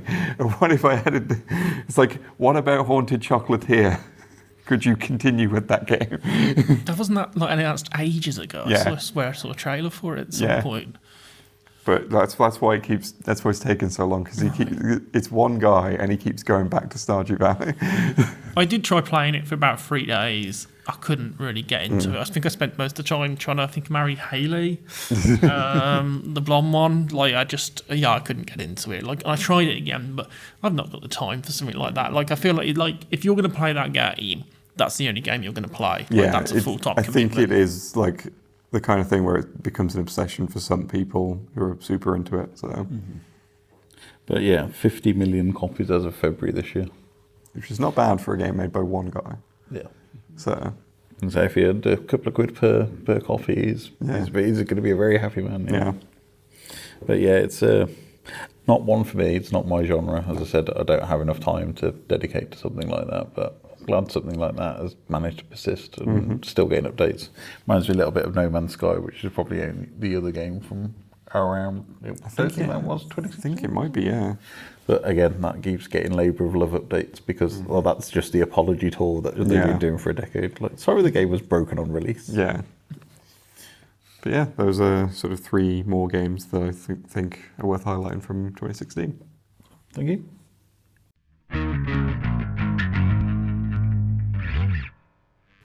So another returning feature we've not done for a considerable while, but we thought it would be fun to bring back, is Why It's Rubbish, where we take something in the modern world and talk about why it annoys us, frustrates us, or is just in general a rubbish aspect of modern life. So, Guy, as you are our guest, and this is one of your features from back in the day. It was. Why is something rubbish to you, and what is it? So, yeah, I mean, I've probably got 10 years worth of pent-up anger to unleash here. So I had to think about what could be rubbish. It's going to be controversial, especially as I'm so into this thing. Grand Theft Auto 6. I'm just fed up. I'm literally just fed up. Rockstar, like, stop fanning around. Like, this is enough's enough now. Like, get it out there. This constant delays. Like, you've either got it right or it's broken, and just don't release it if it's broken. Just go and make Bully 2 if it's broken on the cheap. Like, it just... The amount of disappointment from this I've had. Like, so I have a newborn child. Was originally meant to be going on maternity leave when the second delay hit. So there's me rubbing my hands together like, 6 weeks of paternity leave of just playing GTA 6. I can't wait. Literally, I was buzzing, put it in at work, and my boss is like, oh, well, you're going to have a good time off from paternity. And you're like, yep, yes, I am. Going to enjoy playing the game. And then they're going to delay it. They're going to delay it. So what have I got to do on my paternity leave now? Now I'm actually going to have to look after my son. Like, what are you playing at, Rockstar? Like, now I have to actually be a dad. Thank you. But no, it's just enough's enough with this. Like, how much more can you delay this game? Because it's going to happen again. You're just sitting and waiting on now. And it's just annoying because, like, it's affected the whole gaming industry. So there's, like, nothing else to play, really, because everybody's just sitting around waiting for this game to either come out or get delayed again. So we're just sitting, like, knowing that some other games are due to be released, but this one game is holding it all up. And don't get me wrong, I'm sure it'll be a masterpiece and I can't wait. But I've been waiting for this for, like, I've gotten married, I've had a child in multiple jobs since the game got announced. This is enough's enough. Like, I'm old now. Like, I'm in my 40s. When the game was announced, I was in my 20s. This is a joke. Like, I've gotten older. I'm grey now. I have grey hair. And GTA 6 hasn't come out. It's a joke. Like, they're going to rename it Grey Theft Auto. They will. Like, I just don't get... It's grandparent Theft Auto. Thank you very much. And I'm worried that, like, it's going to be, like, so hyped and it's just not going to live up to it now. Like, I feel like it's going to be broken, or it's going to be a cyberpunk situation. I don't know. It's enough's enough. I'm just fed up. Yeah. It's been too long. So I came into this feature without really having much of a why it's rubbish. May I present a counterpoint as my why it's rubbish, which is I hate GTA 6 because I'm sick of hearing about it. So I played the GTA games on the PS2, enjoyed them. I played GTA 4, and Nico's cousin kept asking to go bowling, and it annoyed me so much that I've never touched a Rockstar game ever since. And so as such, I'm one of the few people who has never played GTA 5, and I have no intention to, and certainly have no intention of playing GTA 6. And I think the thing that annoys me more than anything else about it is, like you sort of touched on, is the fact that so much of the rest of the games industry is so scared of GTA 6.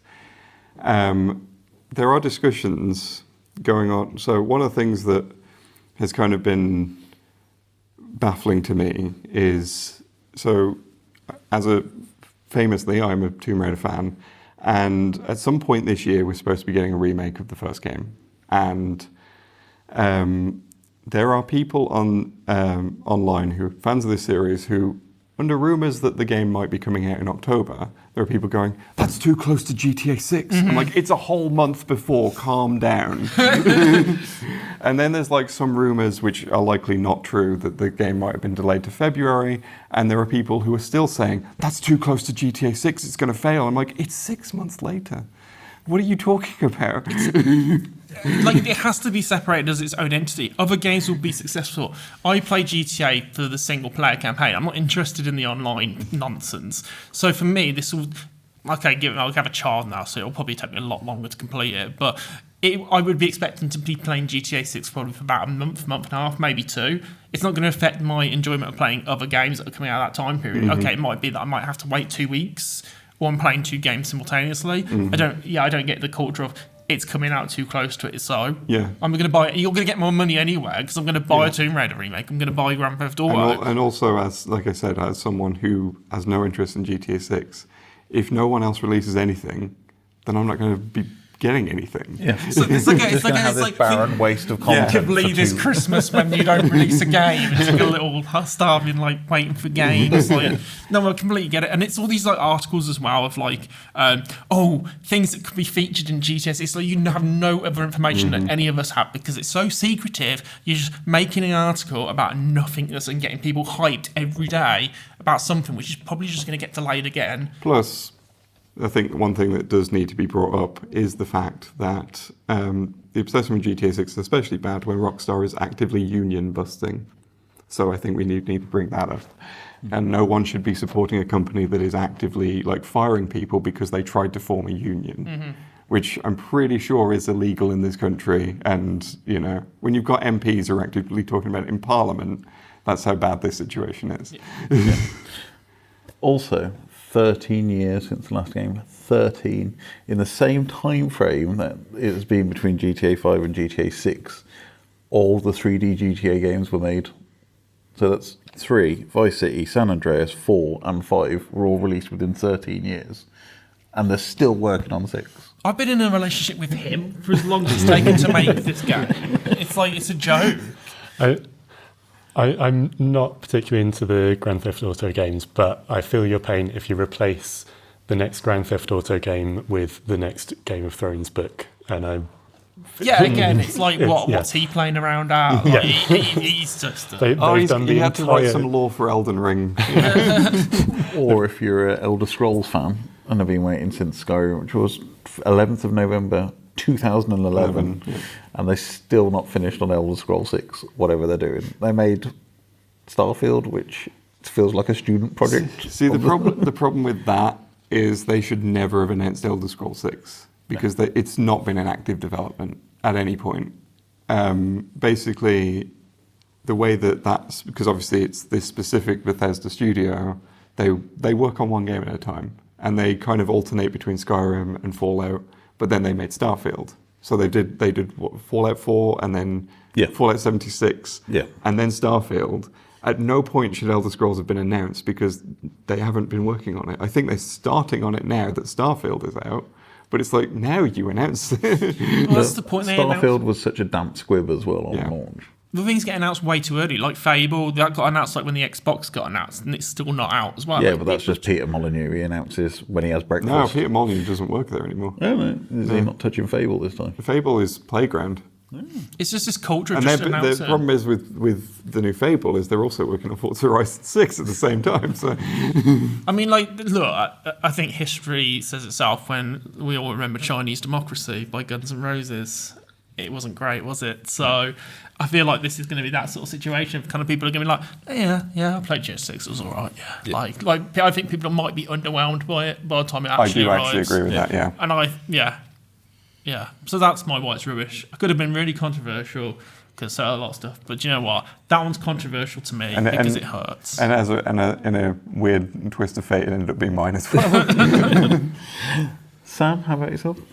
I'm going to go with Adverts on Amazon Prime. It's driving me nuts. I've been really enjoying the latest series of Invincible. And it's just, every time an advert comes on, it always seems to be at the most inappropriate time and the most offensively different tone. There's, I try and say this without particular spoilers, but this epic battle towards the end of an episode last week where real stakes, like you can see the pain in the characters' eyes. They're really, like one of them said, "You will never breathe again," and was trying to choke another character to death while he was battering him around different rocks, and then there was a bright white floor and some bolognese on it, and the dog starts singing Queen, and Hugh Dennis is telling me to buy cleaning products, and it just completely drives me nuts. And there was one Invincible has quite often has like a scene in the credits as well, and there was an advert break that was literally so far at the end of the program that the program came back on, it did the credit scene, and then that was it. I was like, why? What's the point? Like, this is not adding anything. So, I mentally decide I will boycott products because they are being advertised at me on Prime. So when you said that, like, when you were talking about like someone being strangled, and then like I was imagining like it would be so funny if it cut to like an air freshener ad or something like that. Just anything that's sort of vaguely. Nothing beats a Jet2 holiday. You know what, Sam? I've got a solution for you. Pay for a higher subscription for your cheapskate. Well, there is that, but the whole point of a subscription service is that you are paying the money because that is funding the subscription. Like, they shouldn't need to do the adverts on top of a subscription. I get what you're saying, like, because I have Netflix with adverts, and it's not like when you used to watch like I don't know, Buffy on Sky, and they'd have like the appropriate sort of fade to black moment where like that would be the logical place to put the advert in. They don't really have a logical place. Like, the shows have the logical place for the advert, but the adverts don't come at the logical place. It just comes like mid-sentence or something like that. So I get what you're saying. It's like they need to be more like, if it was like a TV show when I was watching it and it was just like, okay, the adverts come up because this act is concluding, I'd be like, that's fine, I'm paying for a cheaper subscription fee, I get there's adverts. But yeah, when it's then you got to jump back into the same scene again, it's like, this is really jarring. Like, it's the YouTube ad break problem.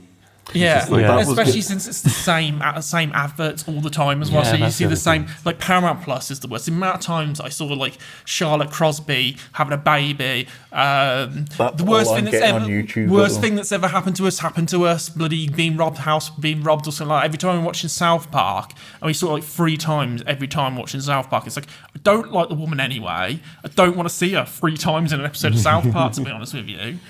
I had, for 2 weeks straight, every single YouTube advert was the trailer for Ready or Not 2. With the worst music humanly possible to put in a trailer. Every advert. It wasn't just like, why are you showing me one particular advert? You've got hundreds of adverts to show. Why just this one film? Yes. To this day, I will never ever watch that movie because I have stress from hearing that theme over and over and over again. That's the thing. It makes you not want to get the thing that they're advertising, which is literally the opposite of the point of the adverts. It's this whole thing of now of where you can pay money and see adverts because they'll pay us money to show you the adverts, or you can pay us more money and then we will use that money to not have to pay the advertisers to show you adverts. How does this work? It's basically just gambling up and up and up, and it's just incremental cost. So a slight tangent that just reminded me of, but the adverts that annoy me most are on Duolingo, where it's advertising its own paid subscription to not do adverts. It's like it's basically blackmail. Yeah. it's like, if you don't pay for the subscription, give me money, and I'll stop. You shouldn't use Duolingo anyway because they sacked all their real-life interpreters and swapped to AI, so they're a terrible company. I wasn't aware of that, but yes, fair enough. There are great alternative translation apps out there, but yes. Do you like adverts? I like adverts that are good, like they were decades ago. Now all advertisements are trash, and nobody takes any care in making advertisements because then they're just going to get dumped in the middle of a show and nobody cares and nobody watches them. It's the same with podcasts. The number of podcasts I listen to where half in the middle of a sentence. Turn out to our sponsors, stamps.com. Yeah, in the middle of a sentence they just drop it in. It's just, and like Sam says, it's like. So do you know how you stop? Blackmail. Do you know how you stop that, Keith? You get a subscription with NordVPN. We're not actually sponsored. I do have to specify. Do you know what I like? If they You were can like, play Raid Shadow Legends. That's your legend. if they were like good adverts, so like if it's a good actor that actually you enjoy, like that one like on TV recently where that like the kid was like fired his way out of an exam or something like that, like and like I don't know, like it was just a comedy fart sound. Like if that came up every like 2 or 3 minutes on my stream, I'd probably laugh at that because it's a fart, so I'm going to be amused by that. So let's just rewind to the whole idea of this ad, which I've never seen. What's it advertising? what was it advertising? I don't know. I'm not Googling fart ad. If you would know, that advert with the kid farting, like I am not what was it? corrupting my own internal Just YouTube. Google kid farting advert. Like it was like he was in an exam, and then he stands up and he farts, and then like the fart blows him out of the exam, and then like out into the corridor, and then all the kids are like laughing. That's it. An Andrex advert. Andrex. There you go. That's it. Because he farts his way out of the exam because he needs a turd. Look, if that came up as the adverts frequently for me on whatever streaming service I use, I would love that. Every 2 or 3 minutes, seeing a kid farting. Love that. See, I pay for YouTube Premium to get rid of the ads, but that's because they pay me as well, and that covers the subscription. so I give Google money for them to give that money back. Yeah, it's one of those things of YouTube Premium is probably the one that's worth it most because it's all short form content and you're going to have 600 adverts shoved down your throat otherwise. I do pay for YouTube Premium as well. I just resent the get idea him. of I just resent the idea of having to pay why you extra on can't pay every for subscription service. But I've never met anybody who's paid for YouTube Premium. it was only because Wow. I got a free sample of it for 6 months or something. I got so used to it that the idea of going back to having to see the adverts at the beginning of it. Yeah, my justification God, how was the other half lives. it's what 15 quid a month, and then they pay me 60 quid every 2 months. So I'm like, yeah, okay, I think that's justified. Yeah, but it's more, you don't then have to see, we're having a baby on Disney Plus Made in Chelsea spin-off. What even is that as a concept of TV? These are 2 people who are on reality TV, so we're going to do a separate reality TV program on a streaming service. Without them having a child, like it's the most unique experience of all time. Content, isn't it though? Yes. I can't believe you pay for YouTube Premium. You snob. Yes. Keith, how about yourself? What's rubbish to you? Right, slightly controversially. Buses.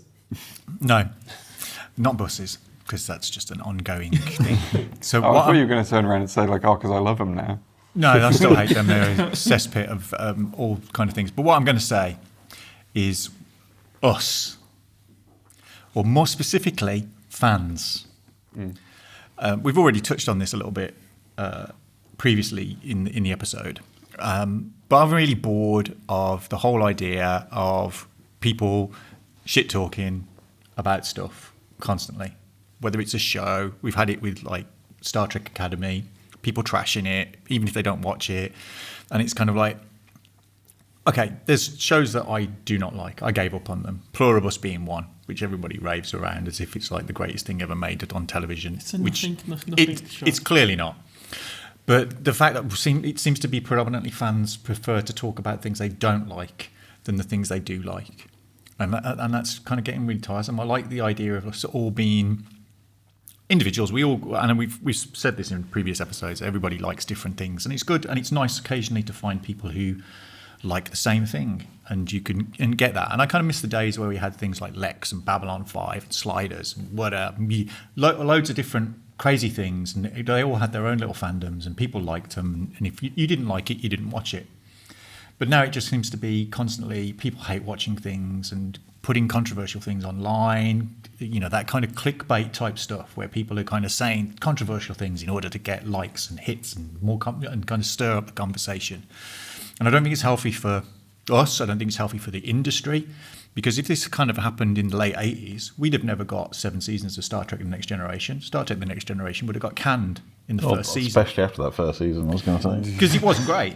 And regardless of what people are saying about Star Trek Academy or Discovery or whatever it is, the actual seasons themselves are reasonably solid. But I believe a lot of shows do need to find their feet. And they're doing it in 13 episodes rather than kind of syndicated TV where you had 20, 26 episodes a season to kind of do that kind of thing. And again, with films, a lot of that is kind of like a lot of people are putting down films before they've even been released. this will be bad because of this casting. This will be bad because of this ridiculous rumor that somebody's written about in a magazine or online who has no information whatsoever, but just making stuff up because it gets clicks.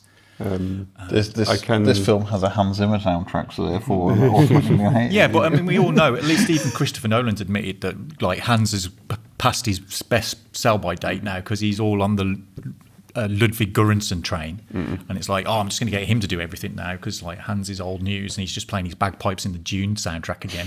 But it's funny, like you saying about like people saying that about films. It's the same with games. Yeah, the amount of stuff I see, like the fact that we now have like a lot of live service stuff coming out that's like, admittedly, isn't great. But the problem I have with a lot of those is the online, just hate watching of the Steam numbers of like. Oh yeah, I can't wait for High Guard to die off. Let's watch the Steam numbers obsessively, and every time the number goes down, we'll post something about like, oh yeah, it's great, it's going down. People are doing it with Marathon now because like its numbers have gone down. But from what I can tell, those numbers have gone down in the way that most games would do anyway, regardless of how successful. Because every game will have like the big launch hype. Millions of people jump in on day one, and then people fall off. People go off. People try it out, think it's all right, and dip in and out, and then all that. But what you usually get is a nice sort of tapering off that sort of consistent fan base, and that seems to be where Marathon's going. But people are still going like, "Oh, look how low it is compared to where it started," and I'm like, "Well, yeah, that's going to happen." I think there's a real good example of that at the moment with SNL UK. Like, look, it's not great at the moment. It's still patchy. They're still finding their feet. They're episode 4's tonight, I think.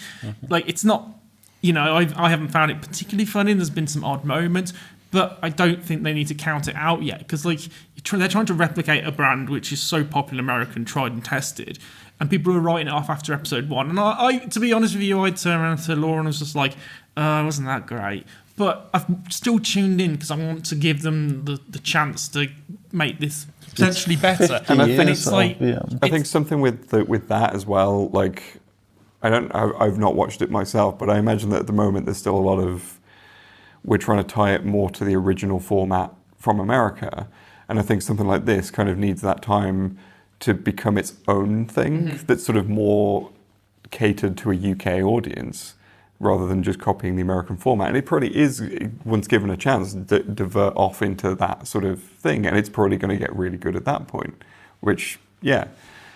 But obviously people just writing it off is not going to cause that to happen. Yeah. And I think SNL's an interesting point because it's always been patchy. Yeah. For 50 years. There's been bits that have been really good. There's been bits that don't work. That's the nature of like an anthology sketch show that's created in a week. There's going to be things that hit because people find it funny, and there's going to be things that people go, You basically every week you've got to be a team of writers sitting around being like, how do we be funny? And some weeks there's going to be a striker genius and it's going to come out with some gold, and then other weeks there's going to be people who are just going to be sitting there the whole week being like, I can't come up with a single joke. You've got 3 to 4 days to compile a show, an hour, over an hour of live TV. Yeah. Compile a show, get it recorded, get it rehearsed, get it filmed, get it out. Yeah, I mean, look at the news. I watch that most days, and there's a few stories in that. There's some stories that I go, oh, that's really nice and interesting, and there's others that I go, well, that's not good. I don't like that. watching the news for entertainment. It's all made up now, isn't it? But yeah, I mean, so the general point is that there's so many things that if you don't like it now, I know there's a cost associated with a lot of these things, but you pay your money and you take your choice. But yeah, I think your general point isn't so much necessarily fans as such, but more just the fans who've kind of made this their identity. Yeah. I mean, to come back to like obviously I brought up the Tomb Raider example of people coming up with all these things about like, if it comes too close to GTA or whatever. A lot of this has come from the fact that the remake's trailer came out in December, and right now on the Tomb Raider subreddit, everyone is like going, we haven't heard anything since. Has it been cancelled? Has it been delayed? I'm like, it's been 4 months. Calm down. We'll probably hear more at Jeff's shows in June and August. It's fine. Yeah. The new Buffy the Vampire Slayer show cancelled already before it even got a chance to get out of the game. Well, we interviewed Mark Shepherd at a convention a good few years back, and he did kind of say that kind of like the word fan derives from the word fanatic. Yeah, and it's all there, and it's kind of like and I think we should kind of embrace more the things that we do enjoy. And if you're the only person that does, that's cool. And your show might get cancelled if nobody else does. But you had it. At least you had it. Yeah. And you can enjoy it. You know, people still talk about Firefly today, and that had one season and got canned. Yeah, I think again, all the people who are complaining about that coming back as an animated series, it's been over 20 years since Firefly came home. They're not going to be up to the same standard and same physicality to come back and remake that show and just do another season straight away. It'll just be fun for you getting a cartoon of it. Yeah. Be happy you're getting content.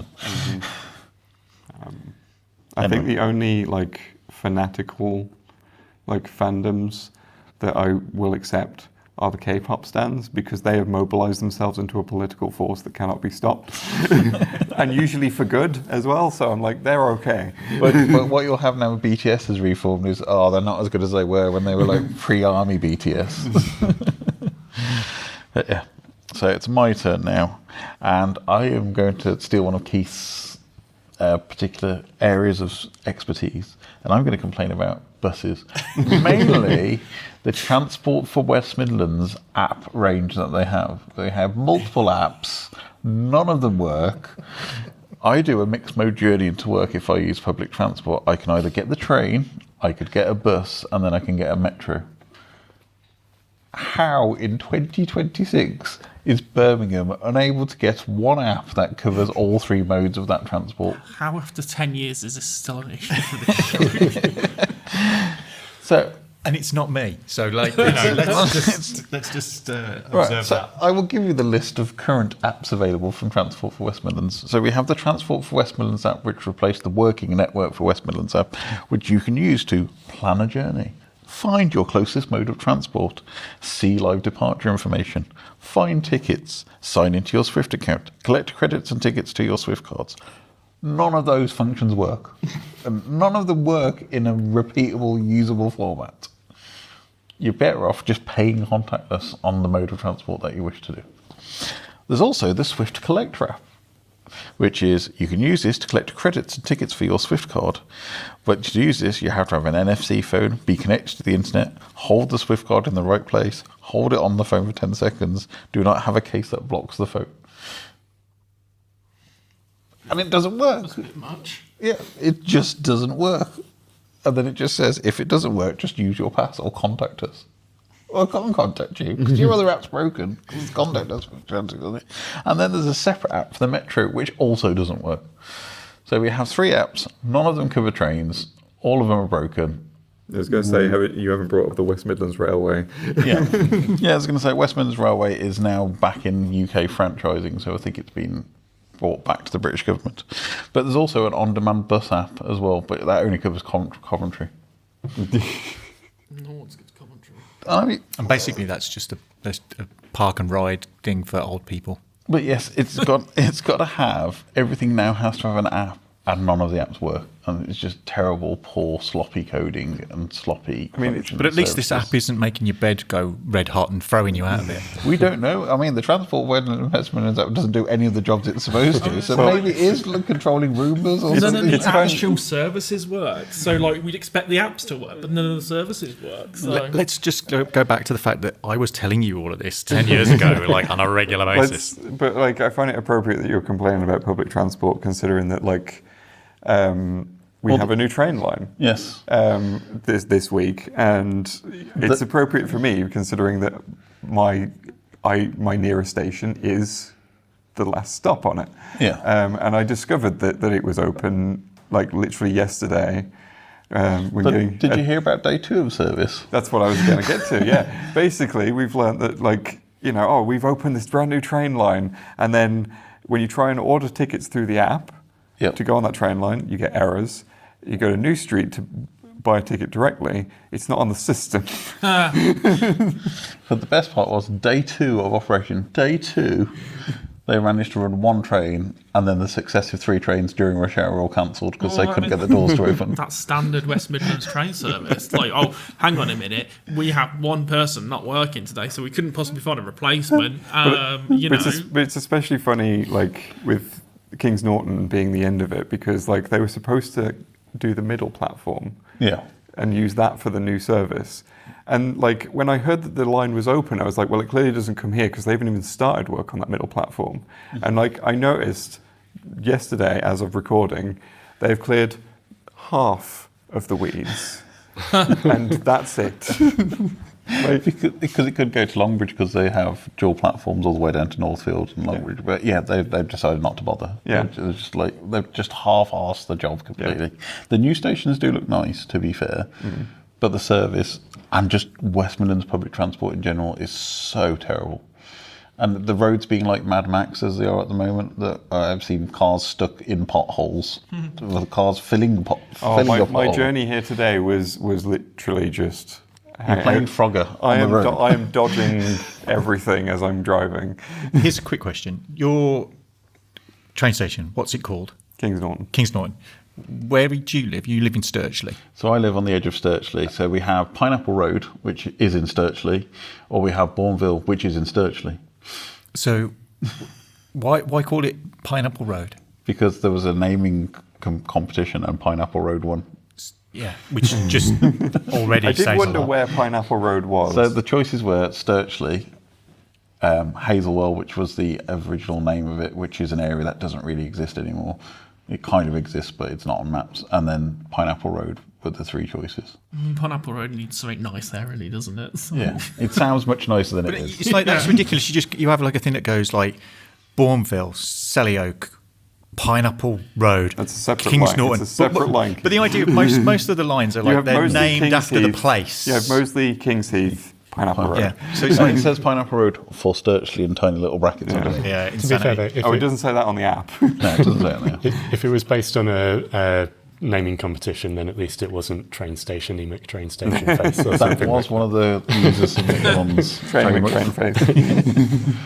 But yes, I think it's just the apps infuriate me, so I don't bother using them. And it just seems to be London seems to be just able to do this so much better. So I don't understand why it's so hard to just replicate something similar. Yeah, I know what you mean. I got charged. They tried to charge me a booking fee for trying to buy a return for the train the other morning. I was like, Jog, I'm not paying a booking fee for a return. I'm going to go buy the ticket at the actual booth, then at the station. I'm paying an extra 50p. Jog, that's the price of a Frodo these days. So to recap, Grand Theft Auto 6. And Grand Theft Auto 6. Adverts on Prime. Fans. humans, and terrible public infrastructure. Well, it's nice to know one thing hadn't changed.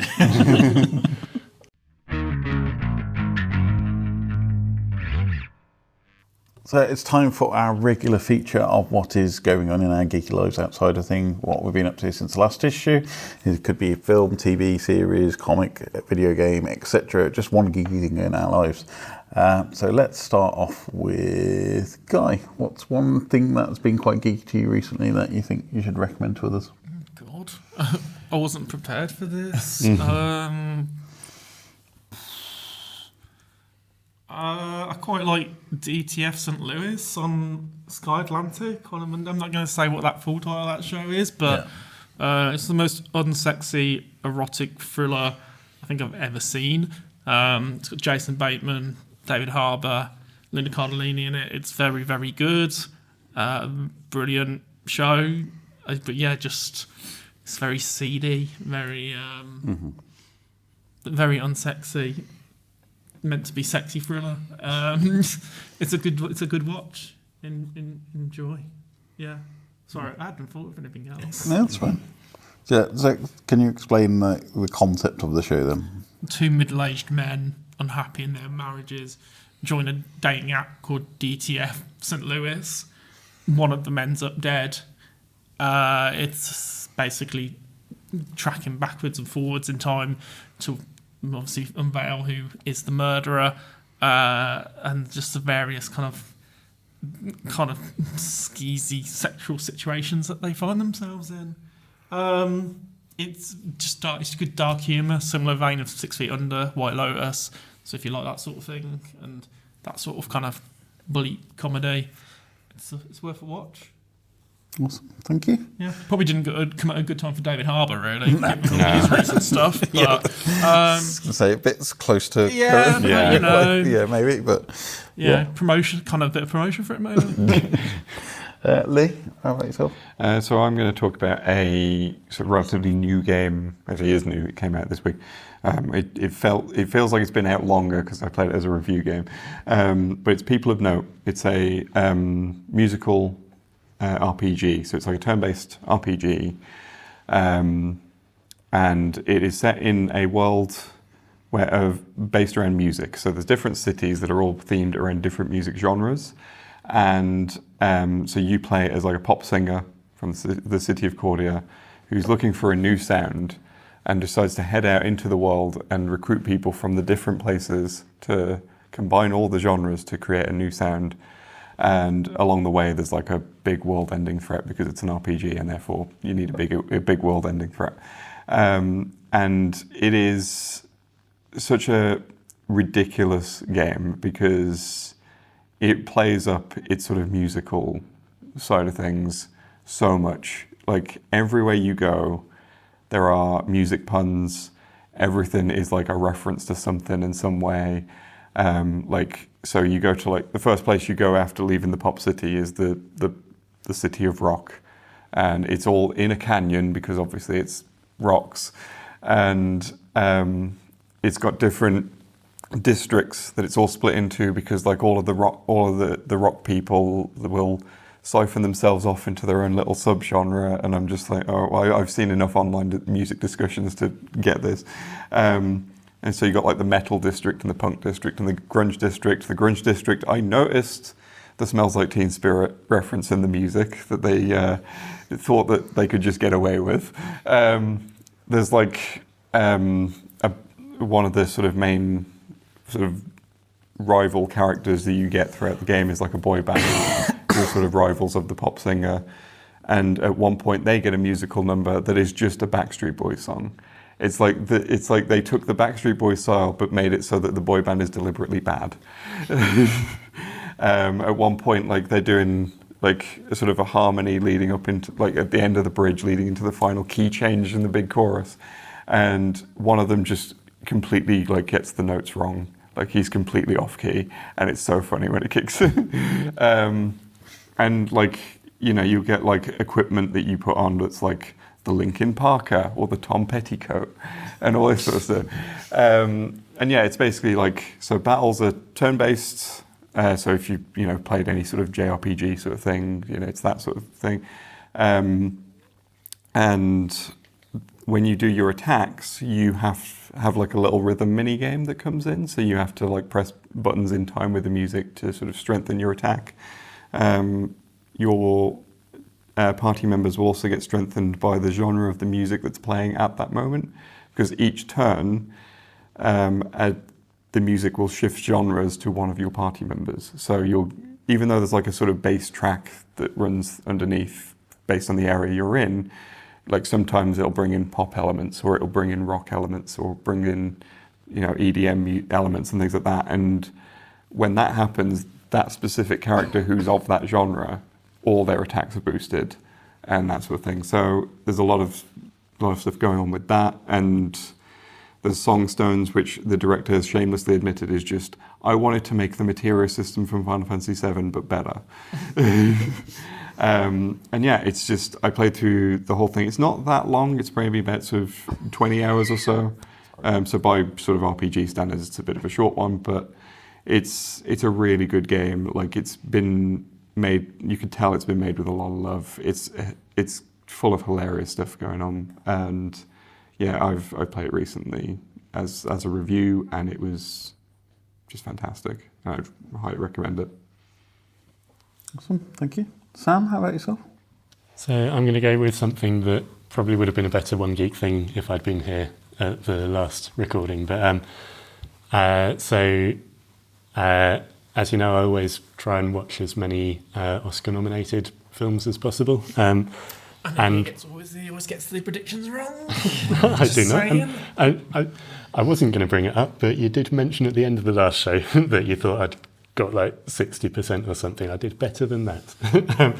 But one of the bits that I enjoy most about that is trying to track down some of the short films that get nominated, because it's a fun excuse to see these sorts of films that don't get a big cinema release. But are often more kind of original and creative and interesting. So I'll do a quick run through of a few of the ones that I was able to see. So these are all in the live action short category. So first up, this was available on YouTube, is Jane Austen's period drama, which is a very silly film where there's a kind of classic Jane Austen heroine explaining menstruation to a kind of classic Jane Austen hero. Right. Her name Did you is... learn a lot? I didn't, but he did. So her name is Estrogenia. His name is Mr. Dickley. And she has sisters called Lavinia and Vagiana, which I think gives you a sort of an idea of the tone of the film. It's an entire thing built around one joke in the title, and you can kind of see where it's going, the point it's making, as soon as you realise what that joke is. But it's very well done, and it's just good, kind of silly daftness. So that's good fun. And then the other two that I managed to see actually shared the win for the Oscar. So first up is The Singers, which is available on Netflix. And in this one, it's the sort of barflies in a really gloomy dive bar in America who have an impromptu singing contest. And it sort of gradually reveals that all these sort of grizzled old men who are leaning over their pints all have hidden talents, or they're sort of bearing their souls in a way that they wouldn't have done otherwise. It's very human, very emotional, and genuinely very sweet. Like really simple idea. It's literally just a bunch of guys singing in a bar.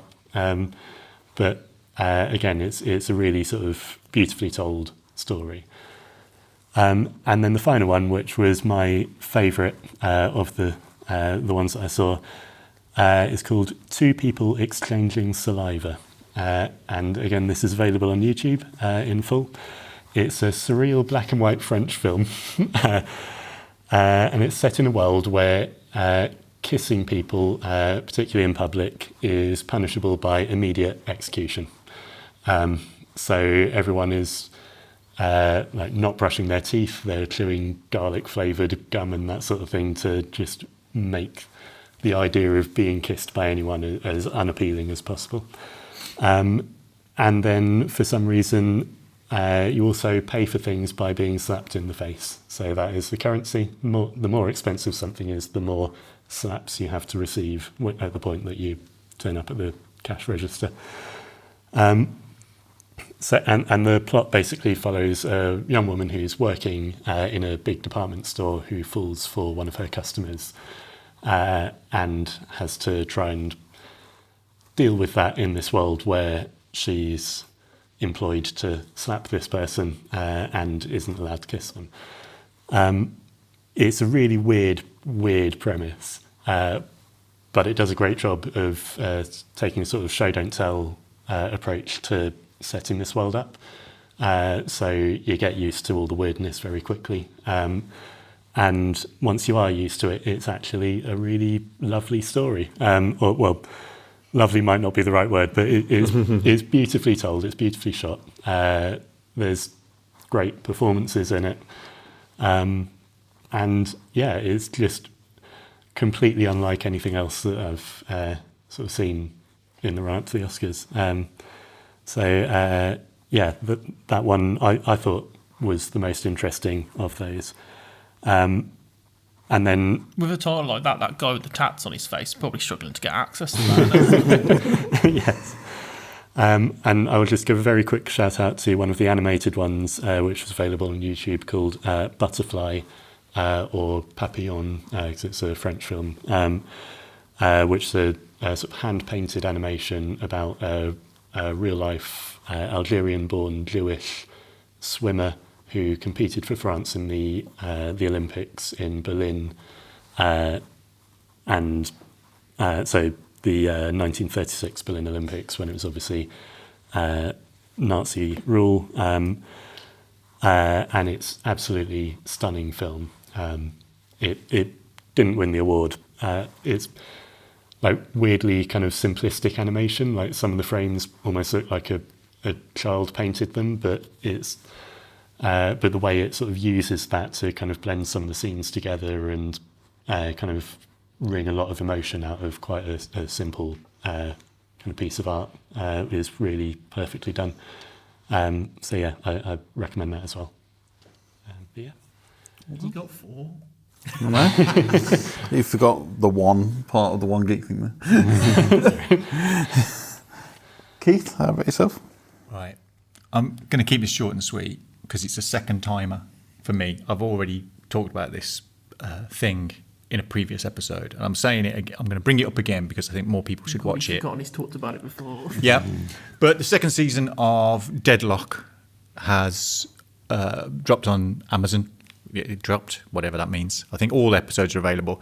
But it's the sweariest show on television.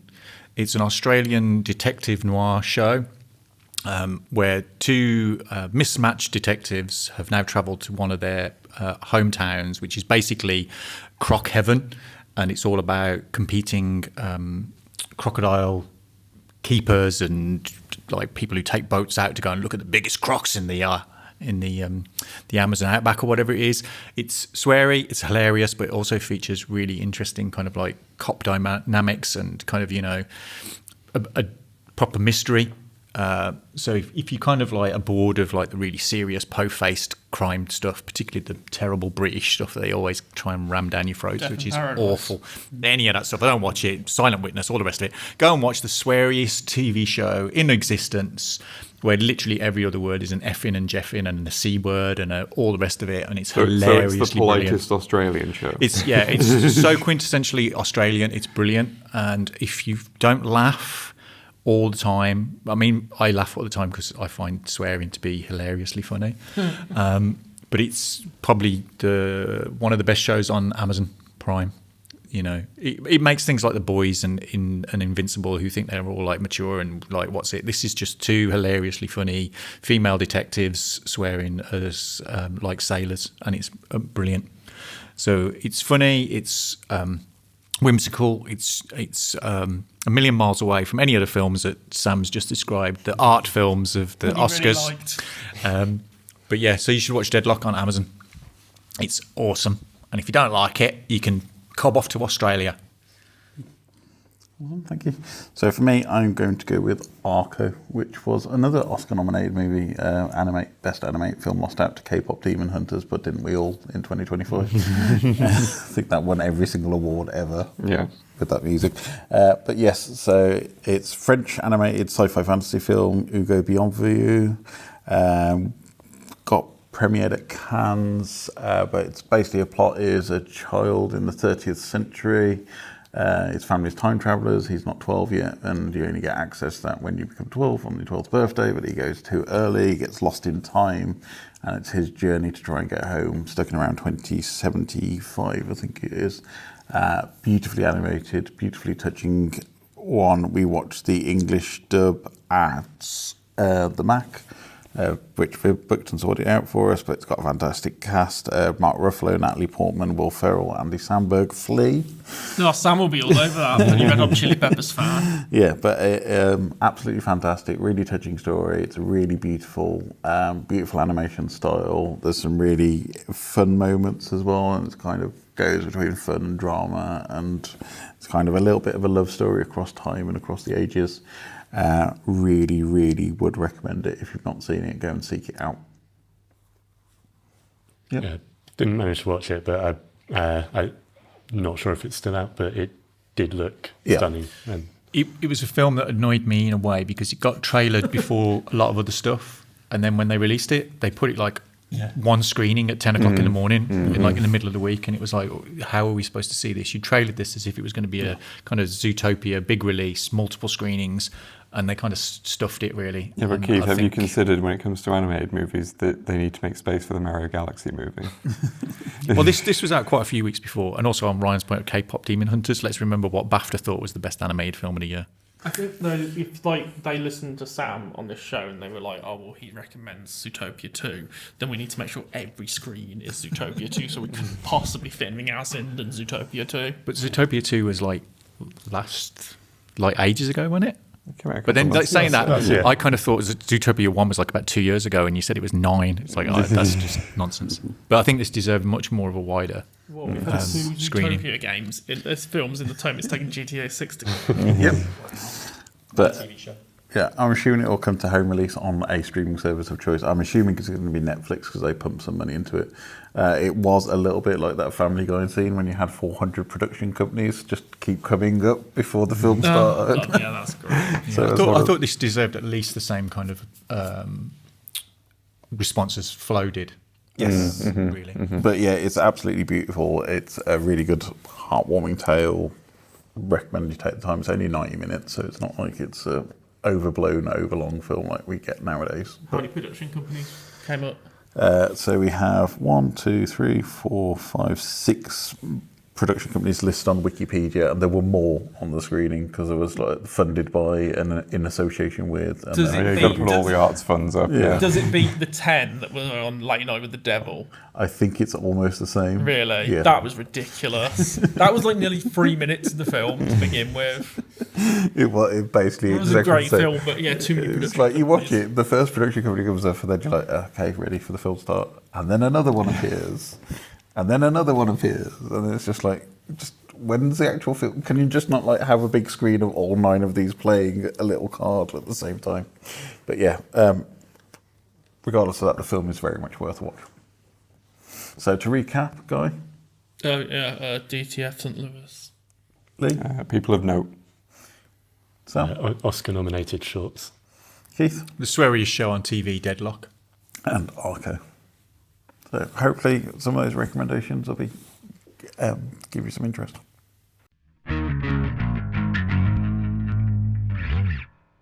Thank you for joining us on the Geeky Brummie Podcast this issue. Very much thanks to the panel and Guy for coming back with this one. Guy, you don't have social medias anymore. If you do have them, they're probably going to be out of date. So Yeah, leave me alone. Don't contact me. I don't want to be contacted. Yes. But, Lee, where can we find you online? You can find me on YouTube at Bob the Pet Ferret and on Blue Sky under the same name. And also you can find my freelance writing around the internet, Silicon Era, and I've got a review upon Rock Paper Shotgun from December. So you can find me in all those sort of places, and obviously on the Geeky Brummie website every Friday doing the games roundup. Sam, how about yourself? You can find me on Blue Sky. OnlyFans. Blue Sky, Instagram, and Threads at SDEdwards89, and also on the Geeky Brummie website every Thursday doing the film roundup. What's Fred's? It's Instagram's version of Twitter. Yeah, I say I'm on there. I do very little on there, but I am on there. And you're on Tinder as well, and all the regular dating sites, ladies. Keith, how about yourself? On the social medias, I'm Hard Luck Hotel. Infrequently posting there, mostly just retweeting my own stuff that I do on the Geeky Brummie websites and Twitters, and not Twitters. Who does Twitter anymore? That's just nonsense. I'm so back in the past. But Wednesdays is my Wednesday comics roundup with a lot of kind of like comics that I like. You know, you may not, but I do. So you should check them out Wednesdays on all the socials and the Geeky Brummie website.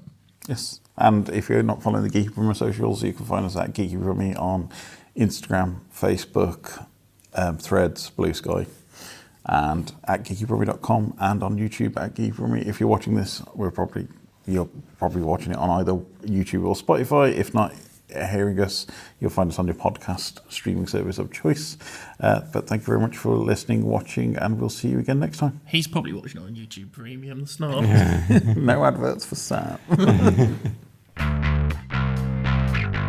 The Geeky Brummie Podcast is presented by Ryan Parrish, featuring Sam Edwards, Lee Price and Keith Bloomfield, with special guest Guy Halford. The podcast is produced by Viv Parrish and is recorded at Millennium Point in the heart of Birmingham. You can follow us on all of the social medias at Geeky Brummie, and you can support the show by visiting ko-fi.com/Geeky Brummie. This was a Geeky Brummie production, and until next time, ta-ra a bit.